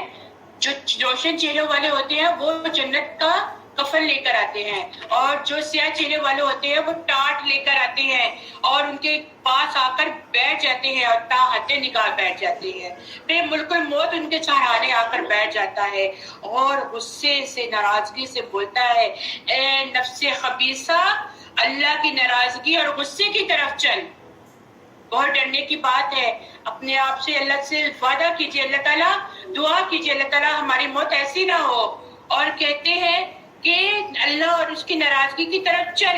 یہ سن کر اس کی روح، اس منکر کی، اس کافر کی روح اس کے جسم میں دوڑنے لگتی ہے، وہ کو پناہ چاہ رہی ہوتی ہے کہ یہ مجھے پکڑ کے نہ لے کر جائے، یہ مجھے نکالے مت، اور ملک الموت اس کے جسم کو اس طرح کھینچتے ہیں جیسے گیلی اون سے سلاخ کھینچی جاتی ہے۔ امیجن کریں، استغفر اللہ، اور اسے پکڑ لیتے ہیں اور فرشتے پلک جھپکتے ہی ملک الموت سے روح کو پکڑ کے ٹاٹ میں لپیٹ کر اس کو اوپر لے جاتے ہیں۔ اللہ سبحانہ تعالیٰ ہمیں نیکوکاروں میں شامل کرنا، اللہ سبحانہ تعالیٰ ہماری ساری برائیوں کو دور کرنا، اللہ سبحانہ تعالیٰ ہماری جب موت ہے تو روشن چہرے والے فرشتے ہمارے پاس آئے، یا اللہ ہماری سختیاں معاف کرنا، یا اللہ ہم نہیں سہ سکتے، ہم نہیں سہ سکتے۔ اور یقیناً تم ہمارے پاس اکیلے آئے ہو، جس طرح کہ ہم نے تمہیں پہلی بار پیدا کیا اور ہم نے تمہیں جو کچھ عطا کیا تھا وہ تم اپنے پیچھے چھوڑ آئے ہو، اور اب ہمیں تمہارے ساتھ تمہارے وہ سفارشی نظر نہیں آتے جس کے بارے میں تم دنیا میں دعویٰ کیا کرتے تھے کہ بے شک وہ تمہاری بندگی میں اللہ کے ساتھ شریک ہے۔ اس وقت پہ کہا جائے گا اکیلے آئے تھے نا، ہم دنیا میں اکیلے آتے ہیں اور جانا بھی ہم نے اکیلا ہے، تو جس کے یہ لوگ دعوے کرتے آئے ہیں کہ یہ ہمارے جو ہے یہ ہمیں بخشوا لیں گے، یہ ہمارے سفارشی ہوں گے، اس دن جو سفارش جس کے پیچھے ہم دنیا میں لگ کر ان کے پیچھے ان کی پیروی کرتے ہیں، قیامت کے دن حشر کے میدان میں وہ لوگ بھی ہم سے پناہ مانگیں گے، وہ کہیں گے میں نے تمہیں کہا تھا کہ تم میرے پیچھے آؤ۔ شیطان بھی اس وقت کہے گا میں تو بھٹکانے والا ہوں، میں نے یہی کہا تھا تم میرے پیچھے آؤ۔ ہر کوئی اس وقت ایک دوسرے سے جان چھڑائے گا، ان سے تمہارا تعلق یقیناً ٹوٹ گیا اور وہ تم سے کھو گئے جنہیں تم دنیا میں اپنا معبود خیال کیا کرتے تھے۔ بے شک اللہ ہی دانے اور گٹھلی کو پھاڑنے والا ہے، زندہ کو مردے سے نکالتا ہے اور مردہ کو زندہ سے نکالنے والا ہے، یہ ہے اللہ۔ چنانچہ تم کہاں بہکائے جاتے ہو؟ وہ صبح کی سفیدی نکالتا ہے اور اس نے رات کو سکون کا باعث بنا دیا اور سورج اور چاند کو اپنے حساب سے چلنے والا بنا دیا۔ یہ سب بہت زبردست خوب علم رکھنے والے کا اندازہ ہے، اور وہی ہے جس نے تمہارے لیے ستارے بنائے تاکہ تم ان کے ذریعے سے خشکی اور تری کے اندھیروں میں راہ پالو۔ تحقیق ہم نے اپنی آیتیں ان لوگوں کے لیے کھول کر بیان کر دی ہیں جو علم رکھتے ہیں، اور وہی ہے جس نے تمہیں ایک جان سے پیدا کیا، بس ہر ایک کے لیے قرار پکڑنے کی ایک جگہ ہے اور ایک اس کے سونپے جانے کی جگہ ہے۔ تحقیق ہم نے اپنی آیتیں ان لوگوں کے لیے کھول کر بیان کر دی جو سمجھ رکھتے ہیں۔ وہی ہے جس نے آسمان سے پانی نازل کیا، پھر ہم نے اس کے ذریعے سے ہر قسم کے نباتات پیدا کر دی، پھر ہم نے اس سے ہری بھری کھیتیاں اگا دی جن سے ہم ایک دوسرے سے جڑے ہوئے دانے نکالتے ہیں. کون سے قسم سے جڑے ہوئے دانے نکالتے ہیں؟ اگر آپ درختوں پر دیکھیں تو ایک پورا گچھا ہوتا ہے انگور کا، دانے کے ساتھ دانا ملا ہوتا ہے. اگر آپ سکے کو دیکھیں تو یہاں پہ ہمارے لیے اللہ سبحانہ تعالیٰ کی بہت بڑی نشانی ہے. اللہ تعالیٰ نے کیسے ترتیب سے سکے کے دانوں کو اپنے ساتھ جوڑ رکھا ہے. ہم کیا ایسا کام کر سکتے ہیں؟ ہم بالکل بھی نہیں کر سکتے. یہ اللہ کی ترتیب ہے. اور کھجور کے شگوفے سے پھل کے گچھے پیدا کر دیے جو بوجھ سے جھکے ہوئے ہیں. کبھی دیکھا آپ لوگوں نے؟ اللہ تعالیٰ آپ لوگوں کو عمرہ کرنا نصیب کرے، حج کرنا نصیب کرے. جو لوگ ہو کے آئے ہیں، اگر انہوں نے دیکھا مدینہ میں درخت دیکھے تو وہاں پہ جو درخت ہوتے ہیں، میں نے خود اپنی نظر سے دیکھے، وہ ایسے کر کے جھکے ہوتے ہیں، جھکے ہوتے ہیں. تو یہاں پہ قرآن میں بھی وہ بات بتا دی گئی. اور انگور، زیتون اور انار کے باغ لگائے جن کے پھل ایک دوسرے سے ملتے جلتے ہیں اور بات نہیں ملتے جلتے. یہ درخت جب پھل دینے لگتے ہیں تو ان کے پھل دینے اور ان کے پکنے کی حالت کو تو غور سے دیکھا کرو. بے شک اس میں ان لوگوں کے لیے نشانیاں ہیں جو ایمان لاتے ہیں. ہم نے تو صرف اپنا معیار کھانے تک بنا لیا ہے. ہم نے صرف چیز منگواتے ہیں، آرڈر کرتے ہیں، کھا لیتے ہیں. فروٹ منگواتے ہیں، دل کر رہا ہے فروٹ چاٹ بنا لی، دہی بلوں میں ڈال لیا، کچھ کر لیا. لیکن آج تک ہم نے اس پر غور و فکر کیا یہ کیسے آئے، کیسے اگے، کیا پروسیجر تھا، کیسے اللہ سبحانہ تعالیٰ نے ہم تک پہنچایا. اور پھر ہر ایک پھل، ہر ایک سبزی کا ذائقہ الگ الگ ہے. اگر ایک جیسا ہوتا تو پھر ہمارا جی بھر جاتا.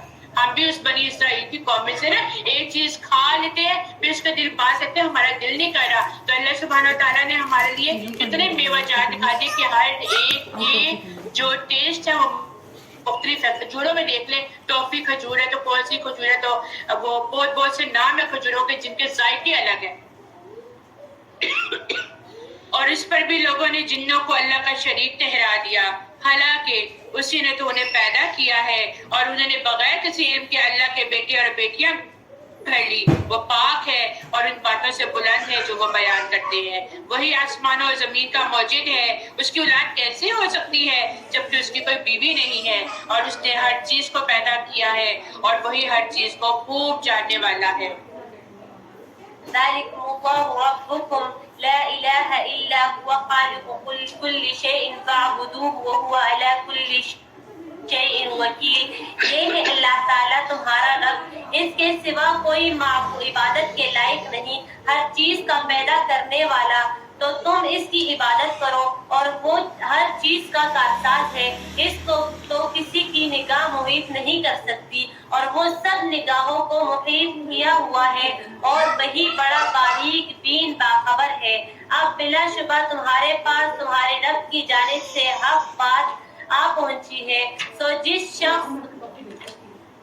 جو شخص اس کو دیکھ لے گا وہ اپنا فائدہ کرے گا اور جو شخص اندھا رہے گا وہ اپنا نقصان کرے گا. اور میں تمہارا نگران نہیں ہوں. اور ہم اس طور پر دلائل کو مختلف پہلو سے بیان کرتے ہیں تاکہ یہ لوگ یوں نہ کہیں کہ ہم نے آپ پر کس کی طرف سے یہ پڑھ رہے ہیں، اور تاکہ ہم اس کو دانشمندوں کے لیے خوب ظاہر کر دیں. آپ خود اس طریق پر چلتے رہیں جس کی وحی آپ کے رب تعالیٰ کی طرف سے آپ کے پاس آئی ہے. اللہ کے سوا کوئی لائق عبادت نہیں اور مشرکین کی طرف خیال نہ کیجیے. اور اگر اللہ تعالیٰ کو منظور ہوتا تو یہ شرک نہ کرتے، اور ہم نے آپ کو ان کا نگران نہیں بنایا اور نہ آپ صلی اللہ علیہ وآلہ وسلم ان پر مختار ہے. اور دشنام مت دو ان کو جن کی یہ لوگ اللہ تعالیٰ کو چھوڑ کر عبادت کرتے ہیں، کیونکہ پھر وہ براہ جاہل حد سے گزرنے والے ہیں کہ اللہ تعالیٰ کی شان میں گستاخی کریں گے. ہم نے اس طرح ہر طریقے والوں کو ان کا عمل مرغوب بنا رکھا ہے، پھر اپنے رب ہی کے پاس ان کو جانا ہے، سو وہ ان کو بتلا دے گا جو کچھ وہ کیا کرتے تھے. اور ان لوگوں نے قسموں میں بڑا زور لگا کر اللہ تعالیٰ کی قسم کھائی کہ اگر ان کے پاس کوئی نشانی آ جائے تو وہ ضرور ہی اس پر ایمان لے آئیں گے. آپ کہہ دیجیے پوچھئے کہ نشانیاں سب اللہ کے قبضے میں ہیں، اور تم کو اس کی کیا خبر کہ وہ نشانیاں جس وقت آ جائیں گی یہ لوگ تب بھی ایمان نہ لائیں گے، اور ہم بھی ان کے دلوں کو اور ان کی نگاہوں کو پھیر دیں گے جیسا کہ یہ لوگ اس پر پہلی دفعہ ایمان نہیں لائے، اور ہم ان کو ان کی سرکشی میں حیران رہنے دیں گے۔ وآخر دعوانا الحمد لله رب العالمين.